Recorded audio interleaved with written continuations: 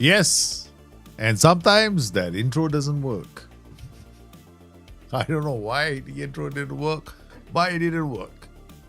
Anyway, that cap doesn't look so good. I look like I'm in the middle of a sunset. How are you guys doing? Welcome to the stream. Yes, let me shift the camera a bit. This is the best way for me to cop out without shifting the chair.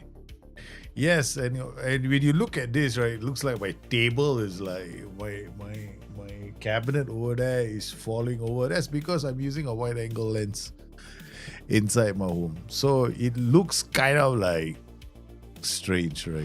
It does, right? It definitely does. What is that redeem for? Good question. I still don't know what you're redeeming.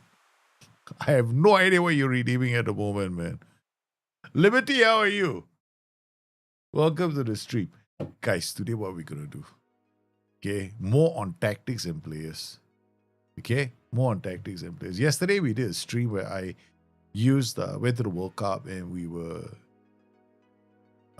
there's this whole discussion going on. It's been going on for many years about whether we should approach the game from the perspective of starting with a tactic or should we evaluate the team and then decide the kind of tactical system we should be using.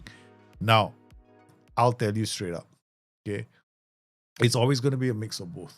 It's never one or the other. However, the long-term goal has to be to pivot towards a tactical system you prefer, right? So you're going to have to eventually pivot to something that you want to use, you are familiar with, right? So that has to be the end goal. But at the start, it's always more challenging because you have to look at the squad, you have to go in there, and you've got two approaches, right? The first approach is you neuter the whole team and you bring in a whole bunch of players. Then you're playing to a system that you are recruiting players for, right? Then you have the other kind of manager who's more like me, which I go in and I go like, I'm not signing anybody. I'm going to see what I can do with this team, which means that when you evaluate the team, you're evaluating the team to see what they can play. And then you design the system around that. Preferably your ideal system. So ultimately, it's got to be a system you are comfortable playing with, not a system that is, this is the best system in the game. Because ultimately, what's the point of playing what you think is the best system in the game and then you not being sure what kind of players are needed, right? So when I approach this game, it's always with the first tier is understanding the team, right? That's the most important thing. I am well, Mandure TV. Hope you are doing well. We are back here with Football Manager 26. In case you guys are wondering, there have been some changes. As I have, I think if you go to their website, their forums, they don't really tell you on the forums. I'm quite surprised.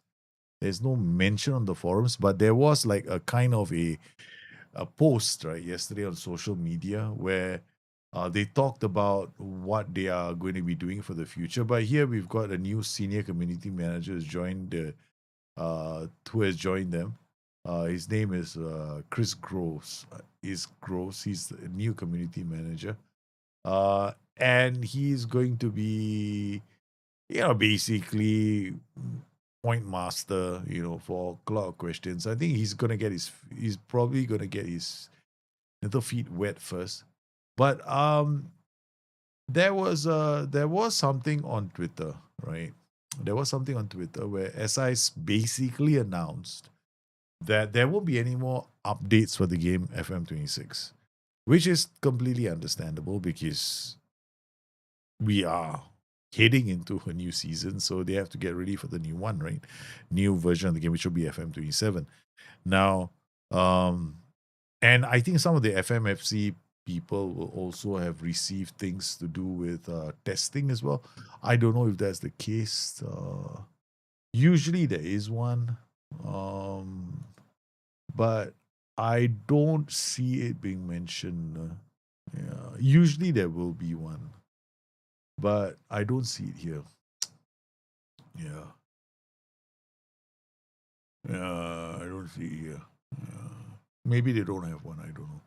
Yeah. But ultimately, SI basically have come around and say, hey, you know what? The game wasn't as good as we'd hoped. We've taken on board your suggestions. The bugs that are in the game at the moment will be noted.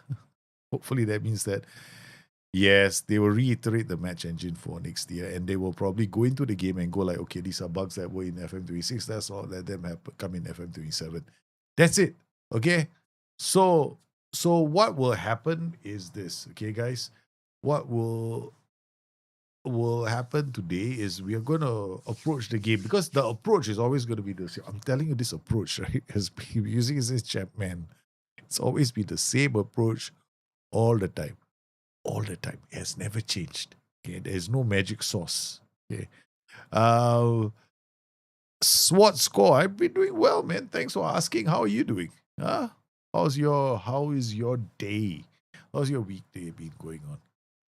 Do you have FM26 didn't do it for me? I hope 27 is a big improvement because UI bugs and no data was enough to stop me playing. I agree. For me, the data hub not being there, not good enough for me. Not as good, right? So I still think that there is something in this game, but it's not. I'll tell you something. I'm not playing a lot of hours of this game, no, because it's not challenging at all. Match engine is easy. The game has you have to do all kinds of levels of difficulty for yourself. There's no training is like blah, not fun. So a lot of the elements that made the game more interesting for us or made increase the immersion are not there. But so what I'm doing differently is actually helping you guys, because I get a lot of questions on Discord, and the questions always pertain to the approach I take.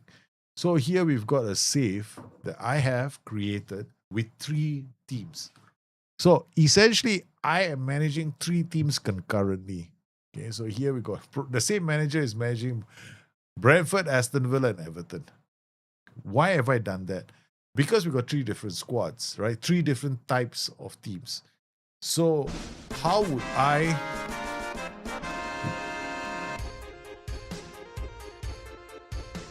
Oh my God. You come back in after a while and you sub straight away. Thank you, sir. Thank you, SWAT score 005. Thank you for your 10 months, man. Please don't apologize for being away. Please don't. I have been literally away for 2 years, 1.5 years, man. People have started wondering if the YouTube channel is still happening. It will be happening. But I will tell you this much. I don't put content out for the sake of putting content out. Right? If the game has nothing new, I won't put out something and say, hey, this is a new feature in the game. No, for whatever for. Things like opposition instructions haven't changed. Tactics haven't changed. Training hasn't changed. In fact, training became dumbed down. So dumbed down, there was no point doing a video. Scouting is so easy in the game. You can find 5-star players by closing your eyes and throwing a stone, and you find a 5-star player. Yeah. So I felt I'm not the kind of guy that's gonna put out a video and go like, oh my God, these are cool features. I'm not gonna do that. Yeah, that's not me. That is so not me. Okay. And I'm not your typical. Look, I love the Discord. I love the community that we have. It's a nice, closely knit community, and I didn't even have a reason to expand on my guide. No, normally I write a second part of the guide when the patch drops. Like, what's the patch drop? Right? I went like, what else is there to write? There's nothing. It's like I'm lying to everyone. I don't do that.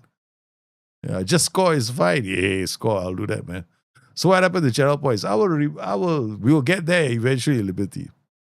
We get there. I kind of put the channel points to one side for a while. Yeah, because the stream is more about me catching up with you guys. I know some of you all like to play games, right? Yeah, I have to come up with something to do for you guys. I did one where we were using an AI, but very few people were using the AI. So after a while, I went like, okay, even the AI is not being used for games. Okay, so we'll have to come up with something. Maybe you should suggest something, Liberty. What can we do?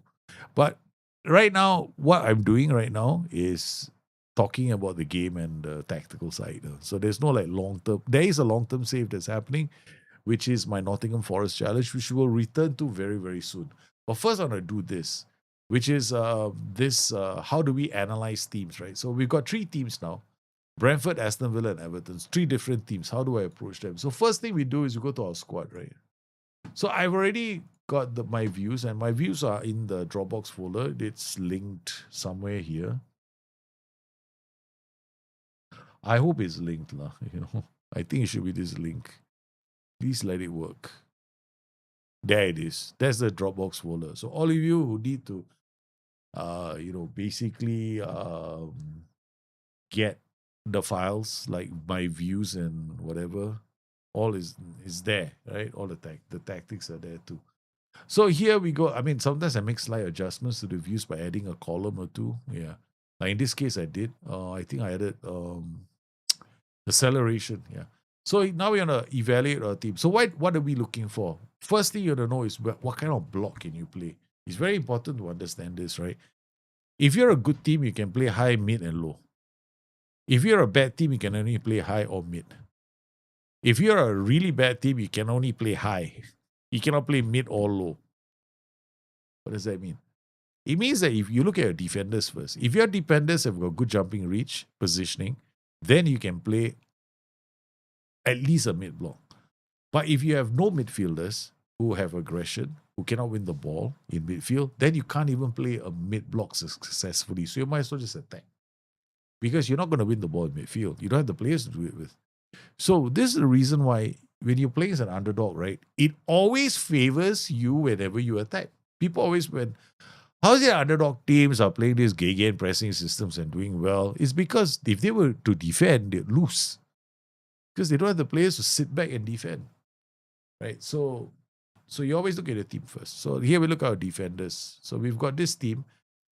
This is Brentford, right? So we're trying to evaluate the kind of system they can play. So jumping reach, 16, not too bad. Their central defenders got pretty decent jumping reach. Concentration also, pretty good. So if I were to look at all the defenders, their positioning is 14. The bar has to be 12. Huh? Minimum is 12. 14 again. Pinnock is also 14. Yeah. So all the defenders have got good positioning. All right. Now we look at the midfielders. Start with the defensive midfielders. Coming to this group here, we've got jumping reach. Okay, decent in the air. I won't say they're great, but they're decent in the air. Concentration, they definitely have concentration. Okay, they have work rate, high work rates as well. All right, only one player question mark is this guy, Matthias Jensen. He's got low aggression, which generally means that if a player has low aggression, I cannot really depend on him to. Okay, high aggression is good for any kind of very attacking system, right? You need to desperately win the ball in midfield. You've lost the ball, counter pressing. So aggression becomes handy in counter pressing tactics. So his aggression is 9. It is not terrible. 10 will be better, but 9 is like very close to the border, so we still can use him. Okay, not phenomenal, but look at the rest of the players. The rest of the players are all decent aggression. Okay, work rate is also very good. Stamina is also not too bad. I mean, passing 11 is passable, but 12 is the bare bones minimum. Acceleration is very decent. So if you look at this team, immediately I'm going, we can play mid block, we can play low block. So these guys can play a low block and a mid block. Now let's talk about whether or not their strikers are going to help them win the ball back. Okay, so we look at attackers and attacking midfielders. Again, what do you look at? Aggression again. Really, it's aggression. Aggression is the magic sauce. So they'll tell you a lot of things about your team. Okay, or fighters. Very good. What about the work rate? High work rate. Okay, can run around and chase the ball. Concentration, not bad. They are very good on transitions. You see, this is the thing about concentration, right? If you're playing any kind of a tactic where you are going to go from defending to attacking really quickly, then concentration becomes a valuable attribute, because that's a very good attribute to have for a team that plays in transitions. Meaning, you're attacking one moment and you're having to defend, like, you're counter pressing. That's like a transitional tactic, right? So you heavily depending on transitions to win the ball back, because you've lost the ball and you want to win the ball back within 10 seconds or 15 seconds. So then concentration becomes important. Okay, jumping reach, who cares, right? Okay, because these guys are in front, so not bad. So this team, Brentford, can play a high, mid, low. Very nice to know. Now it becomes, what is your preferred tactical system? Very simple. So when you look at this team, then the second thing is going to be, can we play 4-3-3? Right? 4-3-3 is a safe tactic for a lot of teams. No? That's a big square. Our players, I haven't even gone to the registration yet. Yeah. The of anticipation was the offensive version of concentration. No, it's not. Every attribute, there's no like flip side. This is for defending and this for attacking because a lot of attributes they work together. Anticipation is about reading the game, right? Concentration is about paying attention to the transitional events. Also reading the game, but concentration is like it's an attribute that becomes very important during transitional events. Like you have to go from attacking to defending suddenly. Is the player aware? That's the main. Anticipation is where he is. He can be in that position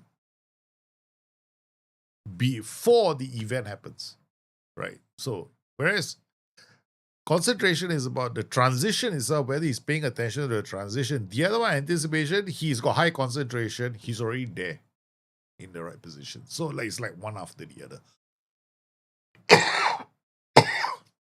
How many DMs we have?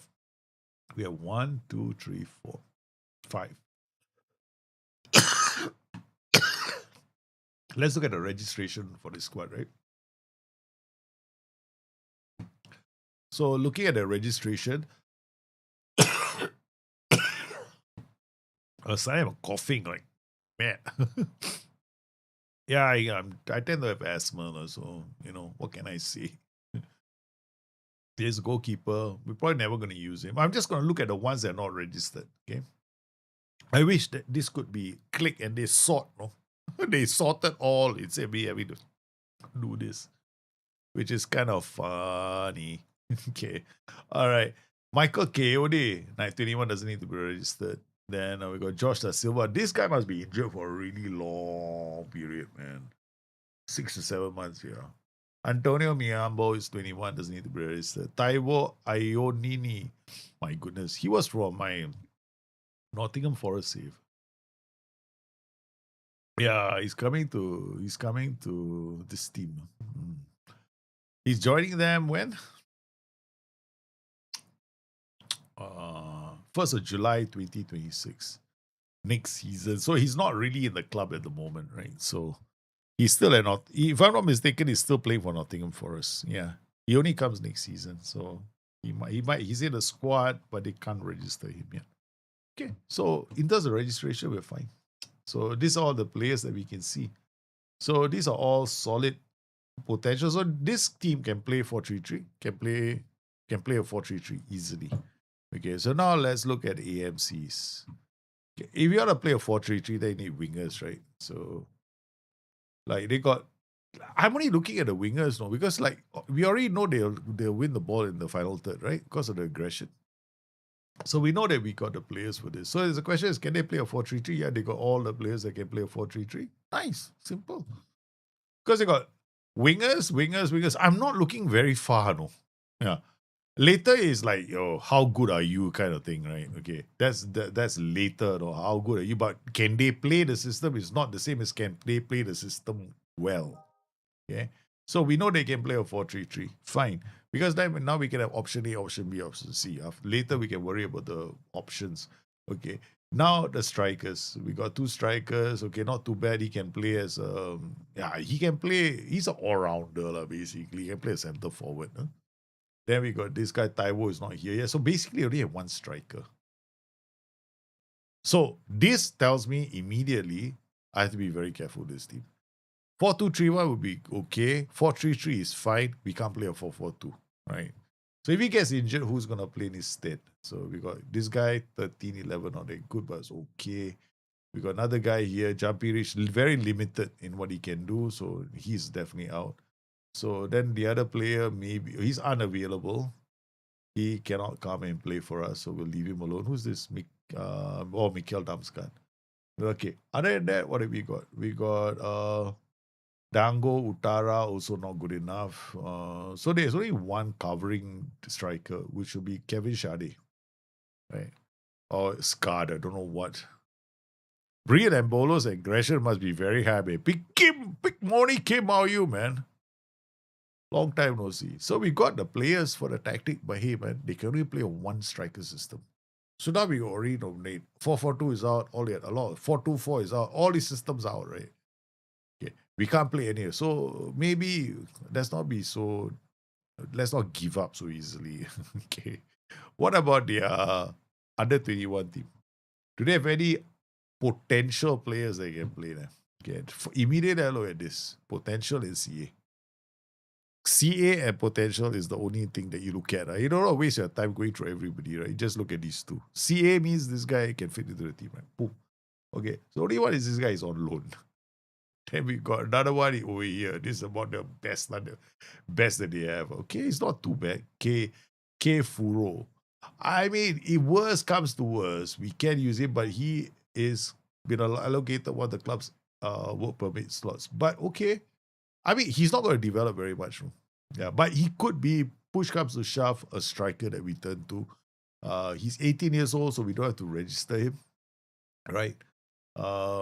But he could be one. The others are not worth it. Like it's really easy. Maybe this guy, Ethan Ladlaw, also another one, semi-decent, but not very little room for growth. So, only this guy. Okay, so we only got one striker and he's not even that good. So, a lot of the football manager community at this point will go and sign a striker. Right? But we are working on the pretext that we're not signing anyone.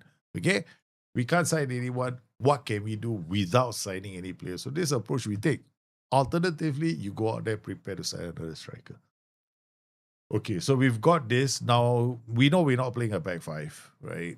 Okay, we can if we wanted to, but they're limited in defenders. So whenever you play a back five system, you kind of need a lot of defenders, like 3, 4, minimum 4 defenders. Okay, we got so few.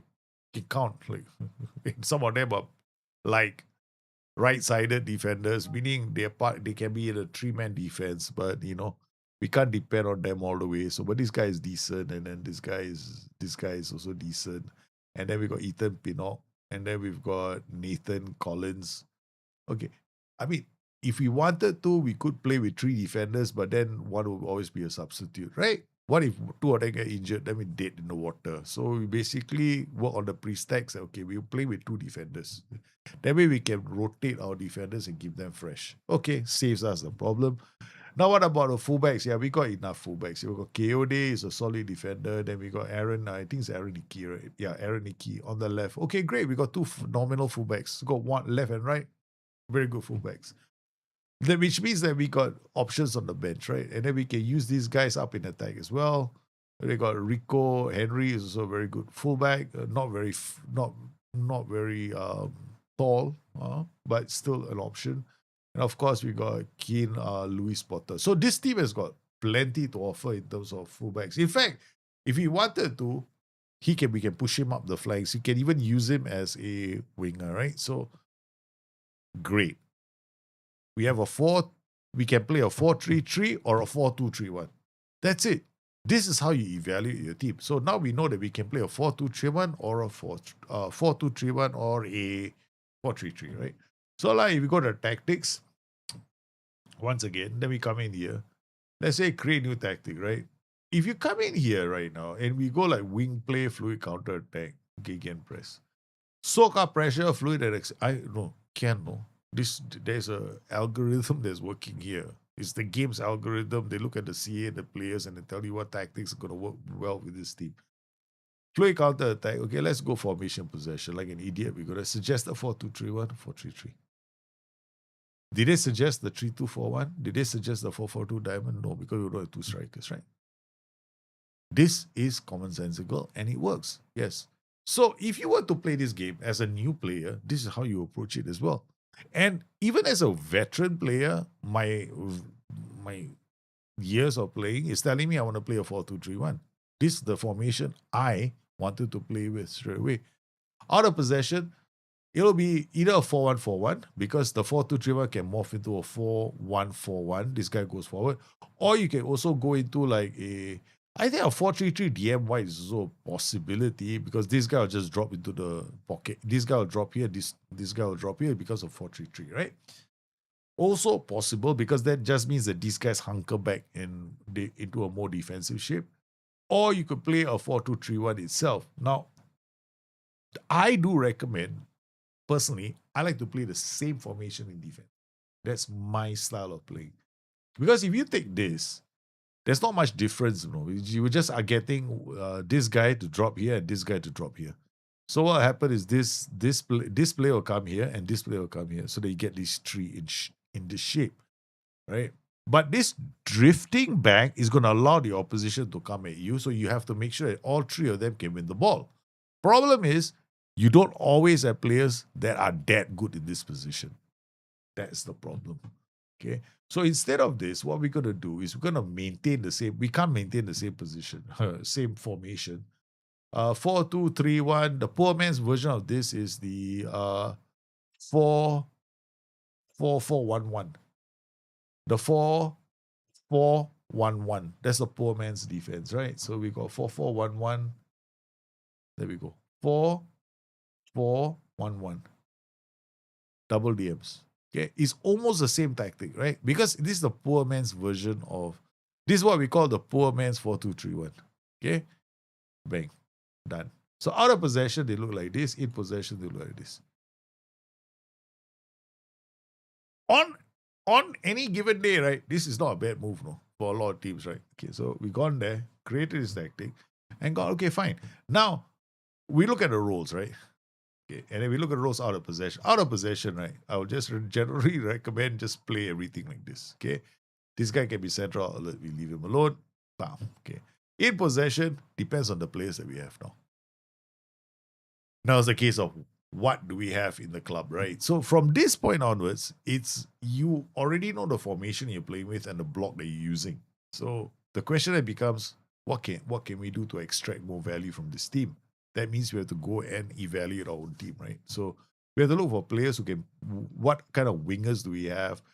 Whether it should be a channel midfielder or maybe even a playmaker. We know we have these. We know that these 6 positions are locked in. We already know we got the players for this. Now the question is how we're going to develop our attack. So when you create any kind of tactic, that's how I approach things. Okay, so let's go to our squad again. And then we do the same thing. Now we only look at our wingers. And what I'm going to do is I'm going to change this. I think I have another one. Another view. I think so. Don't quote me on this. Import view, I think I have a creators one. Recruitment, this selection view, club DNA squad view, chance creator squad view. Okay, load. Yep. Correct. Oh no, this is the data view. Oh, shit. Okay. This is the data view. This once I got all the data.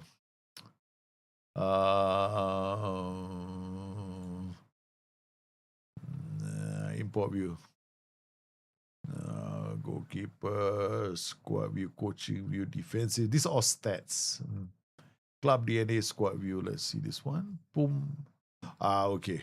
All right. This one I think has got some stuff inside here. This depends on the DNA I was looking at. First touch, marking, passing. Okay, I've got marking. Anticipation, composure. Okay, fine. I put composure, first touch here. Concentration, anticipation, aggression, I put this here. Marking, I put here. Passing, I put here. Stamina, okay, fine. There's some idea here that I have, like, Okay, so now I'm looking for my wingers, right? I want to know who is the best at passing the ball. Boom. Oh, he's not available. Okay, second best. Not many, There's only Damsgaard. Okay, 13. So now we're looking for flair. Okay. Filter in the center. We're looking for players with flair and some ability to unlock sites. So we're looking for the player that can play the center. So we got this guy, Antonio. He got passing, vision, decisions, flair. Not bad. Can play as a playmaker. Okay. But will not come back, will not help us defend. Okay. Can we leave him further up the pitch? Reece Nelson cannot. You're going to use him you can use him in the center. Passing, vision, decisions, flair. Very nice, no? Like, he can play in the center. Can he play in the center? Then you got to look at his ability, right? Okay, he come in here. Can he play here? He can't, so he's out. So we can't play as an AMC. We got Gustavo Nunes is on loan. Who else we got? Fabio Carvalho, 13, 15 off the ball. Agility, balance, not very good at twisting. Decision making, okay. Concentration, so. Okay, Kevin Shade, we know he's going to be he can play. He's not bad. 12, 11 decisions. Okay, no, cannot. So we are coming down to only one player, and he is unavailable for personal reasons until 19th of August 20. So he is not around right now, but he'll be back. So Damsgaard starts in the center. So he is always going to be our play in the middle. So his understudy will be Fabio Carvalho. That's it. So we can play Damsgaard and Fabio in the center. Out of the flanks, we got Keane Louis Potter. He can play here. He's like a winger. He's got a right foot. He's got plenty of aggression. He can beat players. He can deliver the cross. He can arrive in the area. He can shoot from outside the area. Oh my God, this guy is going to be a false fullback. He's going to come attacking from the left side. Okay, this is our plan for him. From the left side, he's going to come. He's going to score a lot of goals for us. Because now we can build a tactic. See, now this is where when you're looking at players, right, you can also build tactics around them. You struggle 4-3-3. If you want to play a 4-3-3 well, you've got to be able to change things up. That's a problem for most people in the play of 4-3-3. They know how to switch things up, like make it even more aggressive. Because it's actually not a very aggressive tactic, but it's actually one of the better systems out there.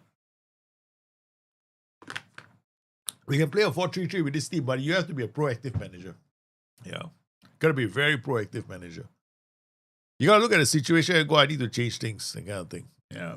That's the downside of playing a 4-3-3. If we play Damsgaard, we can play Damsgaard in the center of a 4-3-3.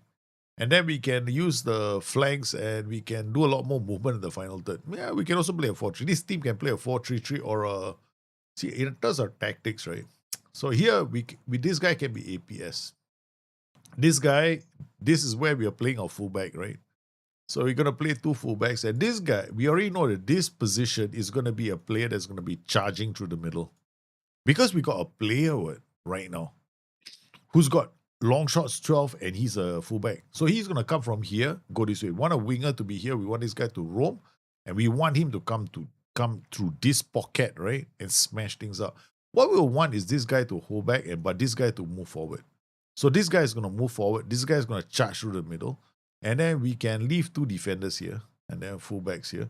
And then what about this flank? Now we know this is where Keane... Oh, sorry. We got Keane is playing here, sorry. Now we're going to see who else can play in this position. Oops, I actually preempted myself.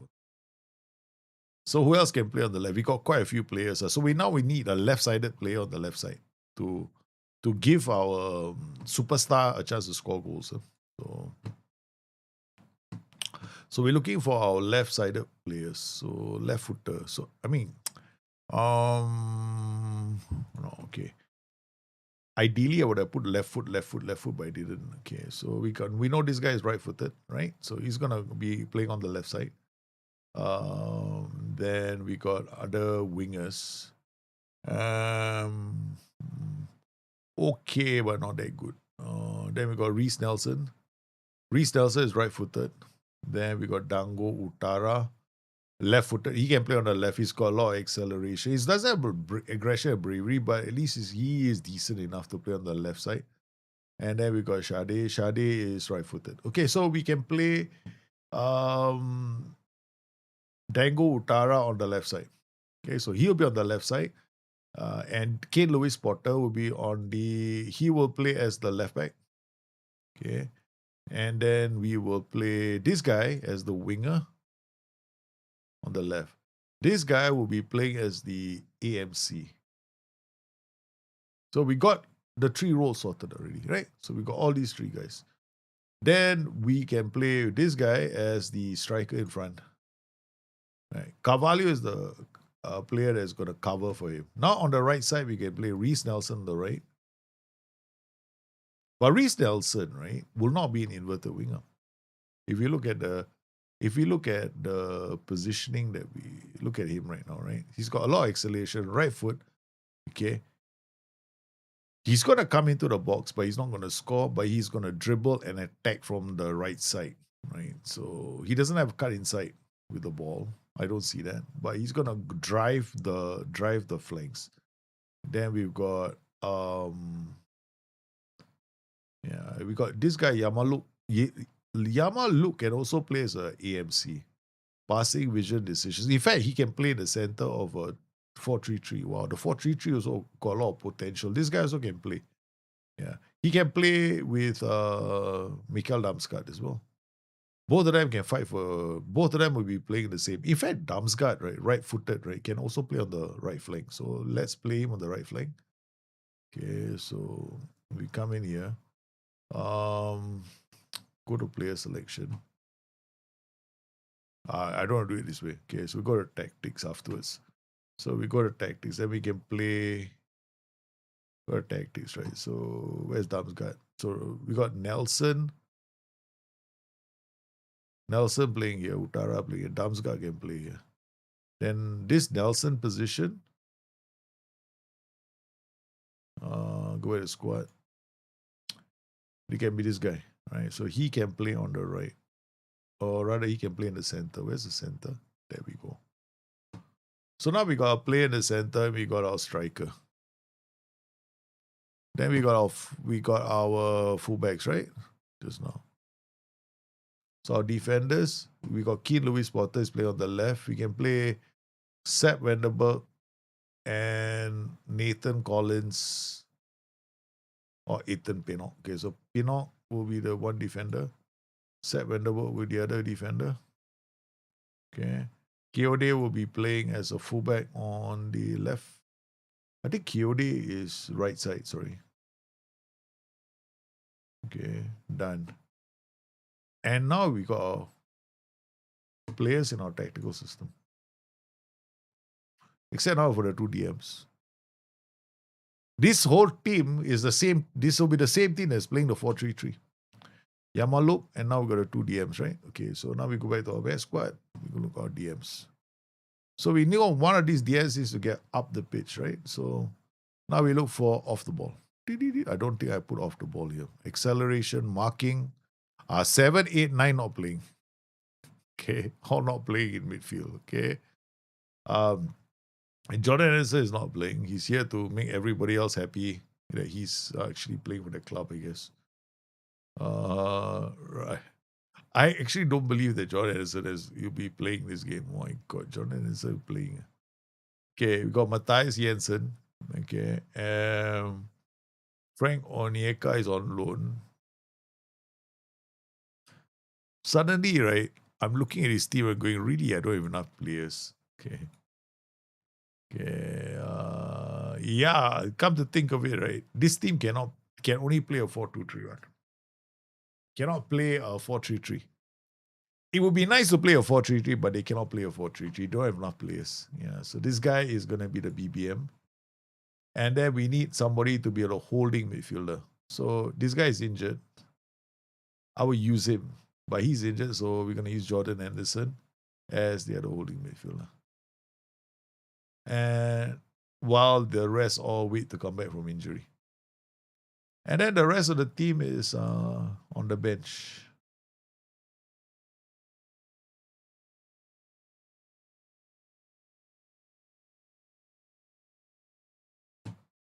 This is how easy this game is.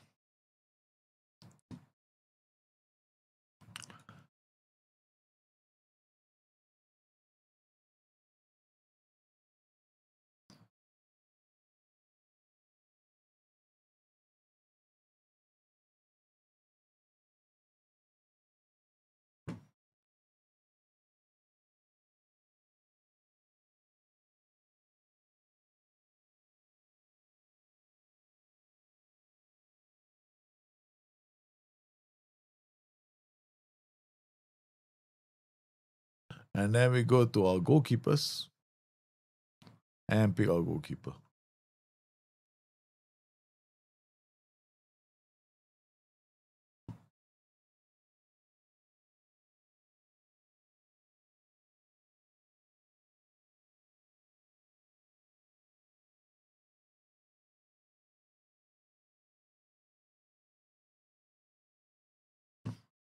Okay, so our goalkeepers are going to be either,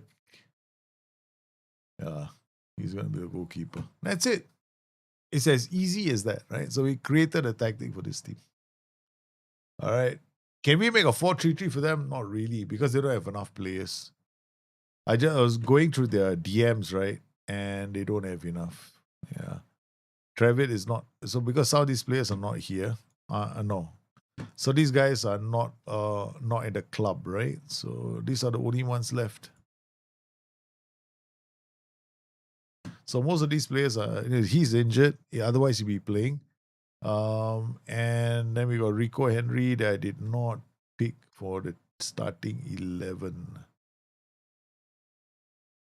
Yeah, Aaron Hickey, I'll play him here. Okay. Yeah, that's it. So that's our Brentford team. Okay, so let's save this.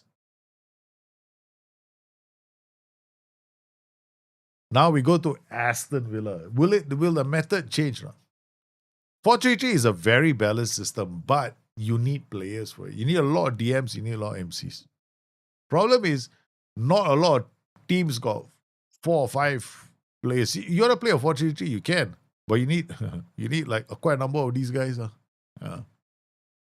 So a lot of people want to play a 4-3-3, but they don't invest in the DMs and the fullbacks. That's why 4-3-3s will fail. Because sometimes if you don't have the players, you can't play the tactic. Like here, you can't play a 4-3-3 even if you wanted to, because you don't have enough players.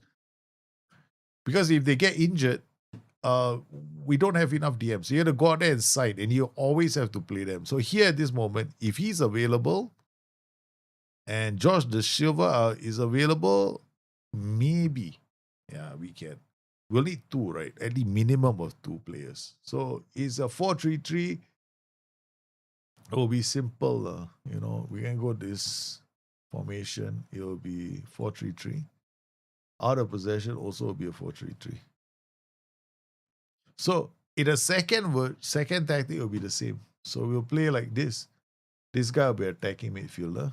This guy will be a central midfielder. This guy will be a DM. We'll play a fullback, false fullback here, false fullback here, winger here. We're not changing the tactical system, right? It's the same, no? Same tactical system. Maybe this guy can be inside forward. Ever rechange that. Then channel forward. So this guy is attacking this way. This CM is here. DM is here.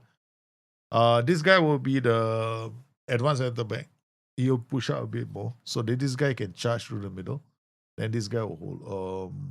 This is too risky, okay, for this team. So this guy will charge through the middle. Remember what we wanted to do? We wanted him to score the goals, right? Yeah. So this will be the 4-3-3. And then when you want to push this 4-3-3 even more, this guy charges, this guy charges. This guy stays back, this guy comes up, forms a 2, you get a 4-man defense. This guy pivots forward, you get a diamond in midfield. Because this guy goes here, right? Then this guy comes up, right? So you're gonna have like a one here, one here, one here, one here, one here. Right? So 1, 2, 3, 4. So you will have like these 2 guys, one offset. So he'll be the deepest position guy. This guy will push up, this guy will push higher. And then we got this guy. So, see, got a very nice little shape going on in midfield. Okay, so we created the tactic already. So now, there's the first team. Save. Now we go to our second team. Repeat the process all over again. Yeah. And you notice, right? A lot of times, the strategy is going to be the same. So you got to squad again. Come in here again. Same thing again. You go in here. Excuse me. Import. I don't know what I was using just now. I hope I did it correctly. I think it was coaching view. Nope. Sheesh. Import view. Which one is it? Club DNA squad view. No, that's one I just used. Training squad view. This one. Yeah, this is the one. I like to use this view that I can see the personalities. I got the basics here: acceleration, concentration, first touch, work rate, determination, jump reach. And then we can add stamina, work rate now, attributes, mental.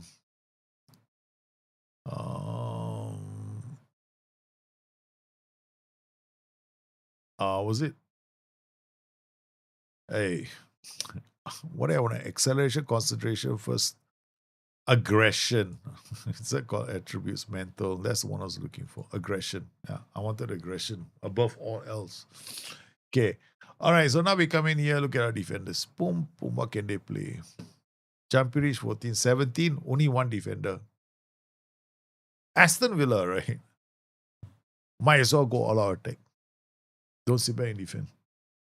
Do not sit back and defend. You should just, this team should just attack. Don't play a mid block. Just play a high block and just take teams on. Because only one defender who's very strong. I mean, the other defenders are decent. I'm not going to say they're great. Tyrone Mings is okay. SJ Konsa is okay.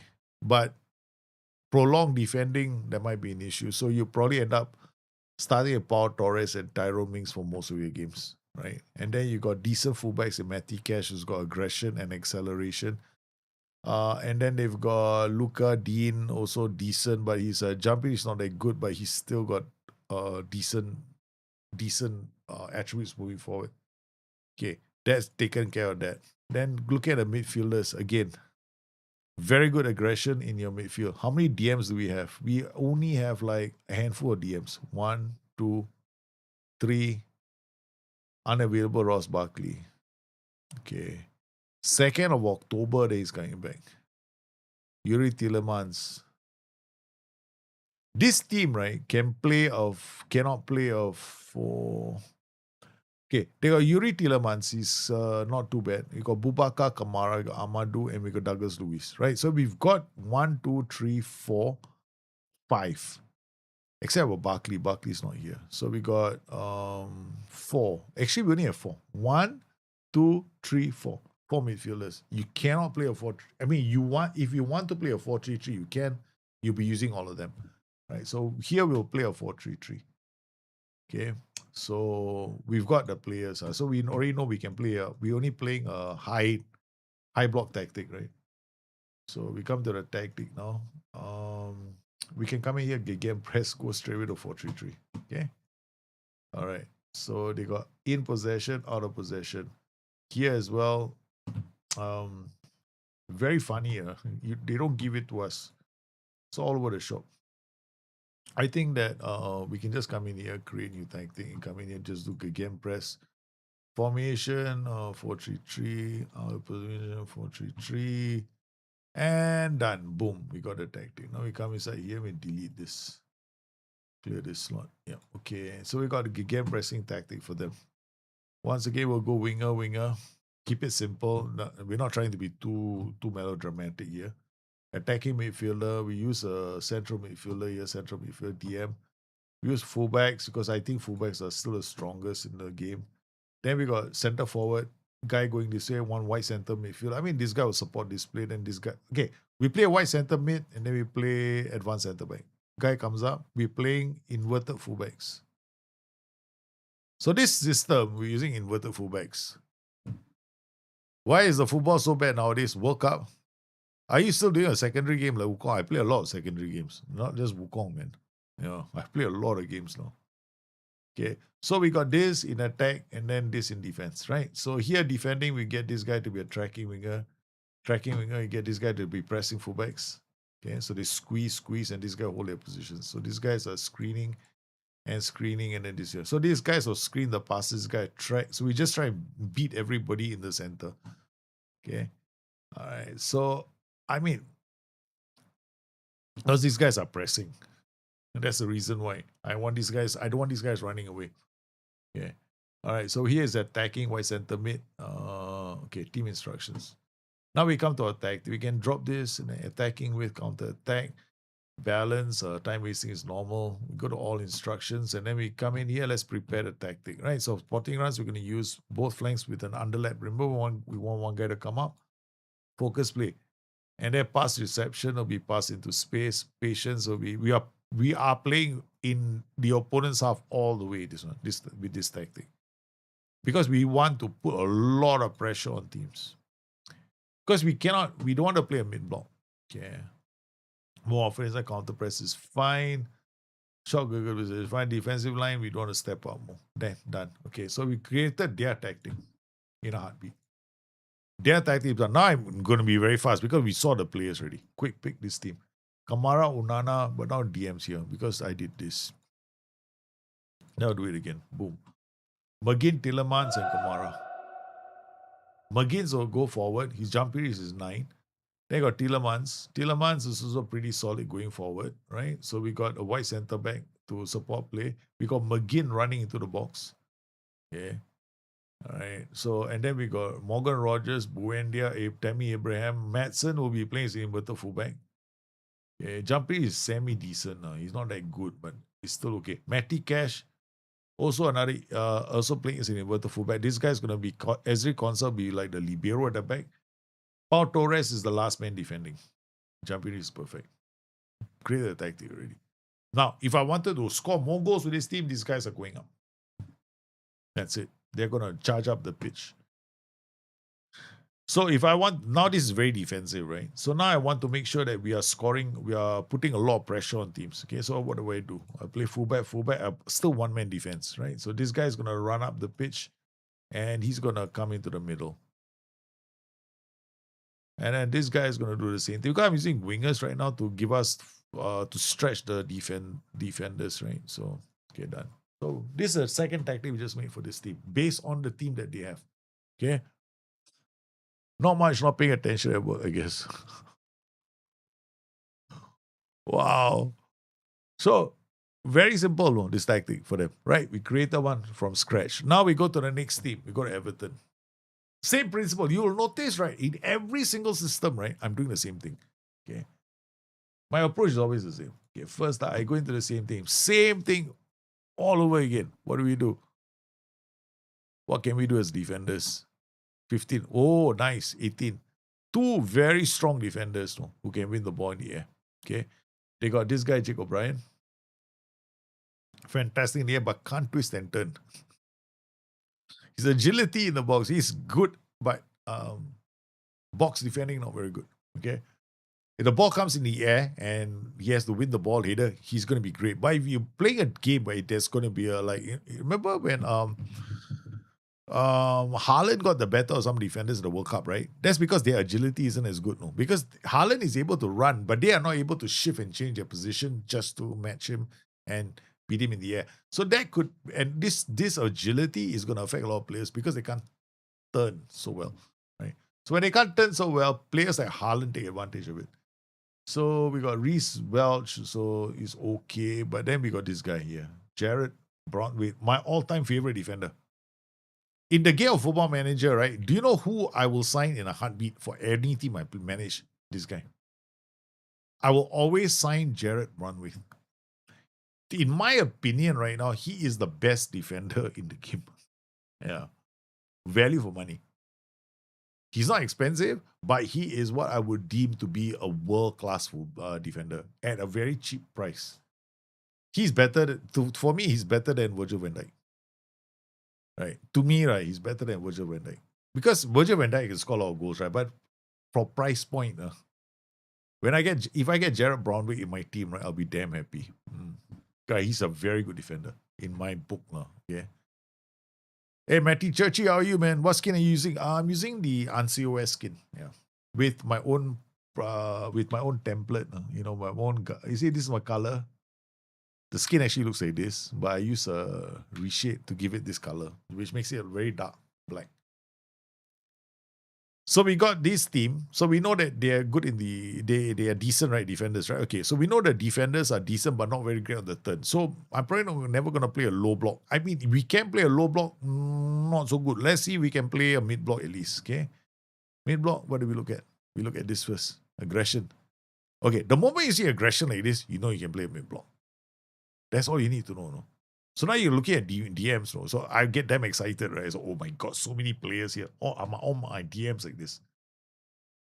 1, 2, 3. They only have 3 DMs, no? The 4-3-3 just went out the window for this team. They cannot play a 4-3-3. Okay, the problem now is they may not even be able to play a 4-2, no? Because you see, look at their situation right now. They've got this guy and this guy, right? Both of them are DMs, no? Okay. And they've got Merlin Rowe as the other one. So they got only 2 DMs. on paper. So then we got Tyler and James Garner. So James Garner will have to be a DM, right? So he'll be another DM. So that's 3 DMs. So now we got 1 DM here, we got 2 DMs, we got 3 DMs, right? So we got 3 defensive midfielders. They got this guy on loan, Merlin role, okay, who would we classify as the 4th DM. Because if you look at his attributes, right, can he be played as a playmaker high up the pitch? He's young. Probably not a good idea. Okay. So who else can play there? This guy. Kieran Dewsbury Hall will be our playmaker. Again, this is another team that is suited, the best suited to play a 4-2-3-1. They're best suited to play a 4-2-3-1. Because I would definitely think of a 4. For me, I would want to play my preference, right, for most teams, right, is to play 2 strikers if you're underdog, right? So now I'm an underdog, right? So on paper, when I see underdog, I want to play 2 strikers. So we're looking at whether they can play. So we've got Beto, 1 striker. We got this guy. Okay, not bad, target man. That's about it. Okay, he's just a target man. All right. Okay, fast target man. 14, 14, 18. Okay, first touch is okay. I mean, we could use him as a winger. He'd be a phenomenal winger on the flanks. A cheat code winger. Then you got Ilman and Daye. Okay, not bad. No aggression. We lose the ball, he's probably not going to be very good at winning the ball back. We got Dwight McNeil, who's decent as a winger. Okay, probably semi-decent as a striker as well. So you can use him as a striker, push comes to shove. But not very fast. Probably is ideally suited to be playing as a poacher. So this team actually has got 2 strikers. So if you look at it, you got Beto and him. We can play Beto and Dwight McNeil, right? We got 2 strikers at least. So now we look at just the wingers. Got Jack Grealish, Tyler Dibbing. Okay, not too bad. Jack Grealish, we know. Then we got Carlos Alcaraz, right? So we got 2 wingers, and then we got Dewsbury Hall can go on the flanks as well. Wow. This is one confusing team. They got 4-2-3-1, but they got 2 very decent AMCs, right? This team can play strikerless. This team, push comes to shove, you go away. Okay, that's it. We're playing a strikerless tactic with this game. So Jared or Dalit? 100% Jared. I will never take Dalit. Matthias Dalit, no thanks. I'll take Jared Braunwaite any time of day. Don't give me Dalit. Matthias Dalit, no thank you. I'll take Jared Braunwaite any day, man. So they can play a strikerless tactic. They can play a 4-2-3-1, right? I was hoping they could play a 2 striker system, 4-2-4. But if we play a 4-2-4 with this team, right, we're gonna be sacrificing players like what's his name? This guy, Dewsbury Hall. And we're gonna sacrifice Carlos Alcaraz, which makes no sense, right? So you can play what is a 4-2, so you can actually create a few tactics. So now this team is very funky, right? So we know that they can play. I don't know. I just dumped a tactic here. We had to clear this slot. We had to create a new one. So create a new tactic. We go Gegen press again. Formation. See whether we got 4-2-2-2-2. Like something like this. A 4-2 across the park. Yeah. 4-2-4 also possible. Okay, all right. Formation opposition, and then we go to I don't know. Let's just put two formations that make no sense to me. Okay, all right. So we can drop this guy here. Drop this guy here. Actually, this team can play this tactic quite well. And our possession.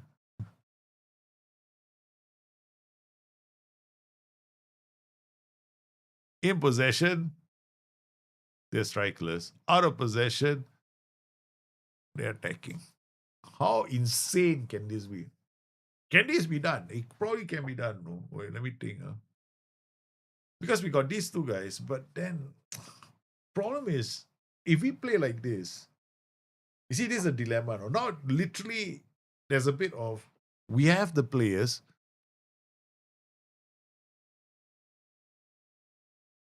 But we don't have enough for one particular role, right? We don't have enough wingers, and we don't have enough for that one particular. So this team is a bit more of a mystery bagger, because you can play Jack Grealish as a winger, right? We can play Tyler Dibbing as a winger, but most of them you got to look at their positions they can play. So he can play in a wide position as a winger. He can play not so well, so we're down to like 4-2-3-1 already. There, another one. Can play 4-4-2, but look at his aggression. Probably not going to help us win the ball in midfield. Then we got this guy. Pretty decent, but he cannot play. So this tells me immediately we cannot play a 4-4-2. We cannot play a 4-4-2. We cannot play a 4-2-4 strikeless. Okay? This sold it already, because I needed these players to be here for us to be able to defend. So they can't do that. So we're back down to the drawing board. So this tactic is gone. So we're going to clear this slot. And then we're going to create a new tactic, and we're going to go to Gegen press, boom, 4-2-3-1, boom. And then 4-4-1-2, boom, confirm. Okay, that's it. So this team can play this tactic. And then, but we're going to quick pick this and now we're just going to see Grealish, Barry can play, Ndiaye, Dibbling. I mean, this is without me putting it properly. Boom. Gue, Garnier, Grealish, Alcaraz, Ndiaye, and Barry. This guy is Thierry Barry, right? Okay. All right. Worst case scenario, now you can actually look at this and go, we got this, right? These two, right? The problem is Dewsbury Hall cannot play in this tactic. Yeah, so I want to play a 4-2-4, but Dewsbury Hall cannot play. And you might be the kind of person that wants Dewsbury. Sorry for pestering, but Jared or Brentford? Jared, not Delete. 100% Jared. I keep saying I always pick Jared Brentford. I'll never pick Matisse Delete. In a million years, I will pick him. I'm a huge Jared Brentford fan. I like him a lot. Okay, so let's look at this. I mean, if we wanted to, we could. Let's just do this. In possession, they play like this. Out of possession, they drop into these positions. Okay. In possession, they go like that. Out of possession, they go like this. Okay. Then this guy is a central outlet. This guy is a central outlet. All right. Now quick pick. Just for fun now, we're going to try this with this team. Beto, you see what I mean? Yeah. They will put Beto in this position. And then Beto is up here in possession. Okay, in possession.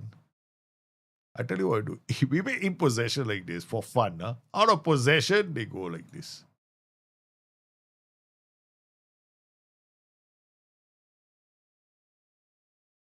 In possession, they go this. Out of possession, they go this. Can this be done?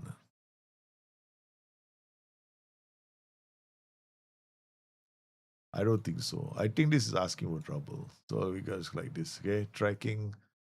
Center forward, splitting outlet, and central outlet. Okay, this guy, tracking winger. This guy, DM. Okay, that's it. Out of possession.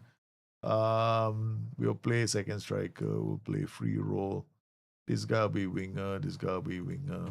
This guy will play as a defensive midfielder. This guy will play as a box-to-box midfielder. This guy will leave them alone. Then these two guys can be like fullbacks and fullbacks. Okay. Simple tactic. Definitely Dewsbury Hall and Ndiaye are their best players. Correct. Not Beto, no. Yeah. I like Dewsbury Hall a lot. I think you play him, you cannot go wrong. Bro, probably is out of possession. We're going to use it like this. In possession like this. For Everton, Dewsbury Hall is one of their best players. You cannot ignore him in this tactic, in their team. Yeah, he's just that good for me. In fact, these are players that I wish would be in I wish that I would see him playing for England. I don't know why, but some players like Morgan Rogers, Dewsbury Hall, they should be given a chance to play for the English team. Okay. All right, so we got these players. So we've done all the tactics, right? Save game. Now comes the interesting part. All the tactics have been created, right? We're not playing them. We're not playing them. Set pieces all done already. Okay, set pieces all done. Okay. I don't know if they are, load all routines. Short one style. Boom. Okay. All right, done. So we done this one. Now we go to Aston Villa. Tactics. Man balance. No, we want attacking. And then set pieces again. Now this is correct. Okay. Then we go to Brentford. Tactics, set pieces, short attack. Okay, good. Tactics again, mentality, definitely attacking. Okay, all right, done. Okay, we created all the tactics. So now we save. How close were we at determining whether they were playing the right tactical system? Now the problem is this. If I leave it to the S man will okay, we leave it to the S man. Huh? Okay. I mean, perfect world, we will be managing everything. Let's holiday 5 games. Just 5 games to see how these teams have done. Okay. So they are going to play their first Premier League match. They play Aston Villa. They play Sunderland. Okay. All right. Then we come back. We come back for the after the Chelsea game. So we come back on the 14th. Okay. We come back on the 14th. All right. So I have to come in here and go in here and relinquish control of this team. This team. Okay. All right. So I take over Brentford and we go on holiday until the date. So we go on holiday until the 14th of September. Just to see what happens. I want to see what happens. How did these teams do with the tactic? Okay. Now we want to see. I want to see. Was it 14th of September? I'm very nervous, no? Yeah. Because this is like really, throwing something random out there. I personally believe that you should play all tactics yourself. Like, you shouldn't be doing this. You should not be doing this. Use current match tactics. Okay. The problem is, right, we got to make sure they use the current match tactics as well.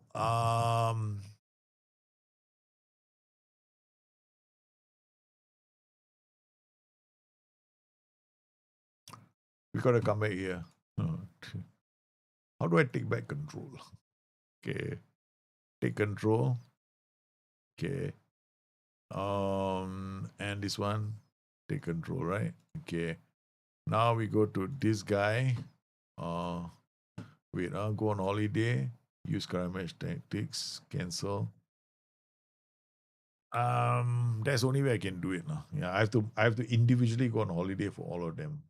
But it should work, man. Yeah, it should work now. They should be using the tactic I created for them. Provided that we don't create too many. I've got 2 tactics here. I got strikeless, and then we got this. So we're gonna remove this 4-2-3-1. We create a strikeless tactic, out of possession, in possession, like that, right? So come inside this tactic, and we clear this one. So there's no like confusion for the team. Brentford, I think Brentford have 3 or 2 tactics. Yeah, 3. They have 3 tactics. So Brentford, what we'll do is, Brentford is the funny one. Okay, I want to. Wait, Brentford got tiki taka. No, this out. I don't know where they got this tactic from. They got this. Okay, and then they got the second one. We want this tactic. Okay, we don't want this one. Okay, so Brentford is done. Okay, all right. So all the teams are done, and we go holiday now. Go on holiday. Choose September the 14th. Go. 14th of September, we will come back. And then for the next team as well, go on holiday. 14th of September.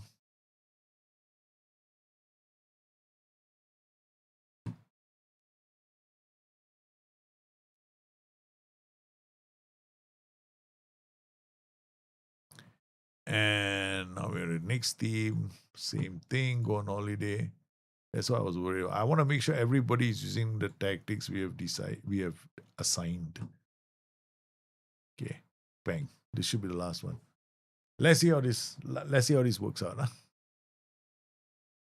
Let's see how this works out. Whether or not this actually happens the way I think it might happen. Okay, because we want to see what happens, right? Because at the end of the day, this game isn't hard, right? But we just trying all this, okay? Because analyzing teams in Football Manager is actually very, very easy. Yeah. Once you do this part, right, the next part is when when it becomes too easy is when you go to the transfer market, bring in players. Because you already know which are the areas where you have to win the ball, right?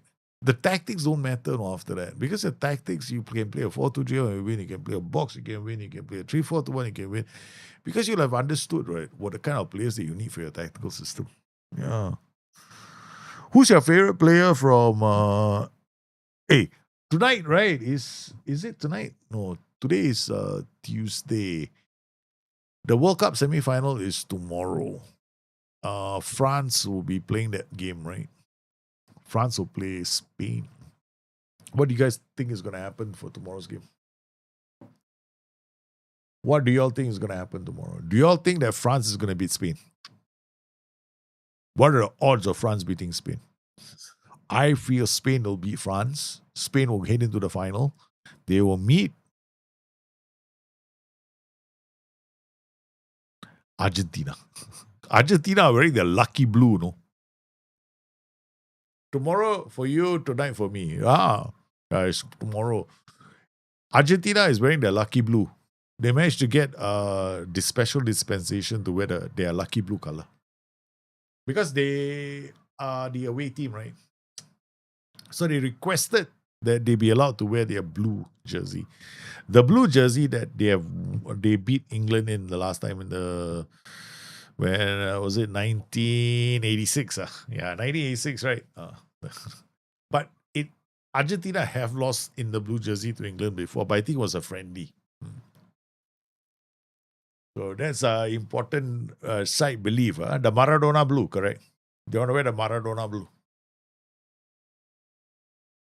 No, that's supposed to be the home jersey, but they want to wear it away. They want to wear that because they consider that to be their lucky jersey, you know. That is their lucky jersey. Yeah. Okay, so we got our matches. So let's see what's happened, right? So with Everton, how did they do with the tactic? So Everton started out, Premier League, they lost to Leeds 2-1. They beat Brighton 1-0. They lost to Carabao Cup. Then they beat Wolves away 2-0. And they drew against Aston Villa 2-2. Not too bad, right? I would say this is decent performance from a team called Everton, right? Everton, they are playing seriously one of the most psychotic tactics. They're playing this. So they played this tactical system. They didn't do too badly, against Brighton.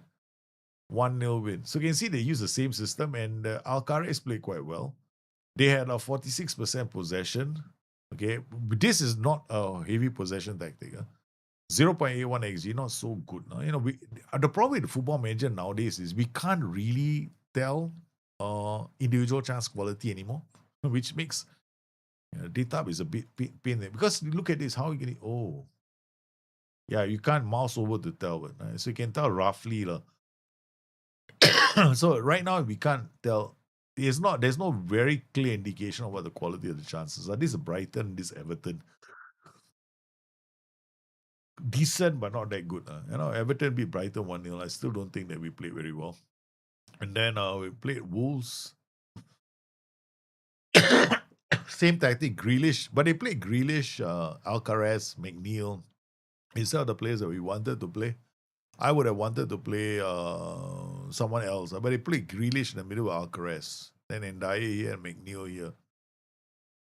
And this time around, Everton didn't do too badly. They created some decent chances. But look at the defensive side. Would they shut Wolves down? 0.47.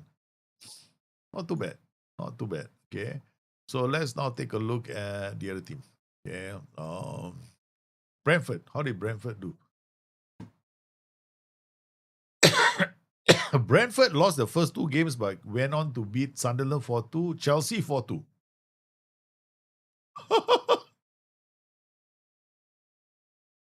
Brentford smashed Chelsea 4-2. 49% possession. Oh my God, look at the number of chances Brentford created. They played Damsgaard here. And they played Henderson here. Not the way I would have said. I put Henderson here, Yamaluk here. So the S-man doesn't make potentially very good options. But the tactics still work, right? Nelson, Sade went, Thiago went, Damsgaard. We want this guy to attack the middle. We want this guy to come in from here, right? And KOD did well. So definitely created some very good chances in keeping Chelsea at bay. So I would say this is a win, man. I mean, you can't expect to win every single game, right? Okay. So 3-0, 2-3. They lost the first game 3-0. They lost the second game 2-3, but they bounced back with 3 straight wins and some big score lines. Okay. Now we look at, this is who? This is Brentford. Now we look at Aston Villa. Aston Villa, how did they do? Aston Villa, okay. Aston Villa had the best start of all 3 tactics, right? 4-1, 2-3, 3-0, 2-2. They drew against Everton, another AI team. Brentford, no wonder, it's like we created our own tactic to beat ourselves. Damn it. This is like 2 tactics that we created, or they went toe to toe. But these tactics are slightly different. This is more defensive. This is more offensive. This is a very attacking 4-3-3. This is a more defensive 4-3-3. We look at the combinations here. Fullback, CB, BCB, fullback, right? So I don't want this tactic to fly with only one defender back. But this guy's going to come in trying to score goals. Okay, he will try to score goals. But look at this one. This is a flying tactic. No, fullback coming, one defender coming, one defender holding, and this guy coming in the form of foursome, right? This guy stretching this guy. They played McGinn in the wrong position. Onana I don't like Onana here is over. So the AI didn't choose the players in the positions I would have picked, right? So what this means is, if you play, I am very confident in when I created tactics, right, for testing, right? Usually when I create tactics to share with the community, it's a very simple approach, I think. No? It's the exact same approach you just saw, which is, if I want to create a tactic for this team, how do I go about doing it? So I have several notions, right? So if you have an average team, this is the reason why average teams do really well with gegenpressing tactics. Why? Because you're not defending. But people always go into this mindset that gegenpressing should only be for good teams. Actually, good teams can play mid-blocks. That's why teams like Real Madrid play a mid-block, right? And when Liverpool went against Real Madrid, who were playing a mid-block, and Liverpool were playing gegenpressing, they lost. Because their mid-block was very solid. Okay, they were able to soak pressure and hit on the counter. So weaker teams tend to like to attack more because they don't want to defend. Because if they defend, they get into trouble. So here we didn't defend, right? So these guys are attacking all the way and they're doing quite well. So Aston Villa on the table. So if you want to create any kind of tactic, right? So we're looking at our tactics, all our tactics, the same. I mean, so here we played a fullback combination, right? So here we got this guy is charging through the middle, but we didn't give him forward runs, right? We got a winger to stretch the defense. We got an AM going, attacking midfielder going through the middle. We got this role. Oh, let me come in here. I don't know. We got ACB, right? This is a libero coming here to form a awesome foursome because he's going up, so we want him to come up, right? We don't want him to come up, okay? We do not want this guy to come up because this guy is a white centre mid. He's going to come here, right? So we want this guy to come up. That way we get balance in our tactic, especially we want this guy to be scoring a lot of goals, okay? So we got winger, CFD. Very simple tactic. Out of possession, keep it simple. Track. 2 screeners, 1 defensive midfielder, 1 press. So these guys put the squeeze. These guys protect the middle. So we are drawing the opposition down the flanks because we're making this the easy road for them, right? Because all he's doing is striking. So when they win the ball here, we can do launch counters as a theory in the head now. Okay, now we look at the other tactic we made for Brentford. Brentford's tactic is a bit more defensive, a bit more of a defensive 4-3-3, right? Well, okay, so what we have in possession, we got AM, CM, same principle. Guy goes attacking here, winger to stretch, fullback coming this way, fullback coming this way. I think this one doesn't come this way. Let me check. He's a regular fullback. This guy I know. Oh, he is also a regular fullback. Yeah, both of them regular fullbacks. They're not trying to do anything funky, right? They're not doing anything funky, except we wanted him to score goals from the edge of the area. He's got long shots. So if you want him to score goals from the edge of the area, we've already done the hard work of getting this guy to be a winger. So all you got to do is come in here.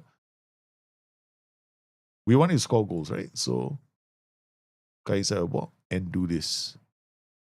Try to start high up the pitch. What's going to happen is this guy is going to come right behind this guy. So when he attacks and these guys keep the ball, right, on the left side of the pitch, he's going to come into this pocket here to strike and goal. So he becomes a potential goal scorer. So we have this. So we made a modification to this tactic, but it still works. So attacking mentality, we didn't do anything very funky with, right? Yeah, tempo was higher. Maybe I should drop it. I don't believe in much higher tempo. This is a mistake. Okay. All instructions, boom, boom, boom, boom, everything. Yeah, we didn't do any overlaps, underlaps, right? So we left it neutral, right? So this is very neutral. No? We are not forcing more underlaps in this tactic. We have an underlap in the sit narrower now. So this was a very neutral 4-3-3, very common with a lot of people when they make the 4-3-3 tactic. But this 4-3-3 that we made for Aston Villa, this is a very aggressive 4-3-3, right? This is what I normally turn to when I want to score a lot of goals in a 4-3-3. So if I'm playing a 4-3-3 and I'm not scoring a lot of goals like maybe like the other tactic, then I will turn to this. This one will be aggressive, right? He's charging forward, but it doesn't have the forward runs. This guy is also doing the same thing. So they're both coming into the middle. And then we went to the all instructions. We saw this. We had the underlaps on this tactic with all this. What did I say about this team? What were they going to do? Aston Villa, right? I said we're going to go camping. We're going to put a lot of pressure on teams, right? So this is the tactic I did. To put a lot of pressure on teams because we're going to underlap. We're going to do low crosses. We're going to go to the byline. We're going to create all this pressure against these teams, right? So this is a very high pressure tactic. But there's a lot of risk in this tactic because I have this guy coming out. So we only have one defender.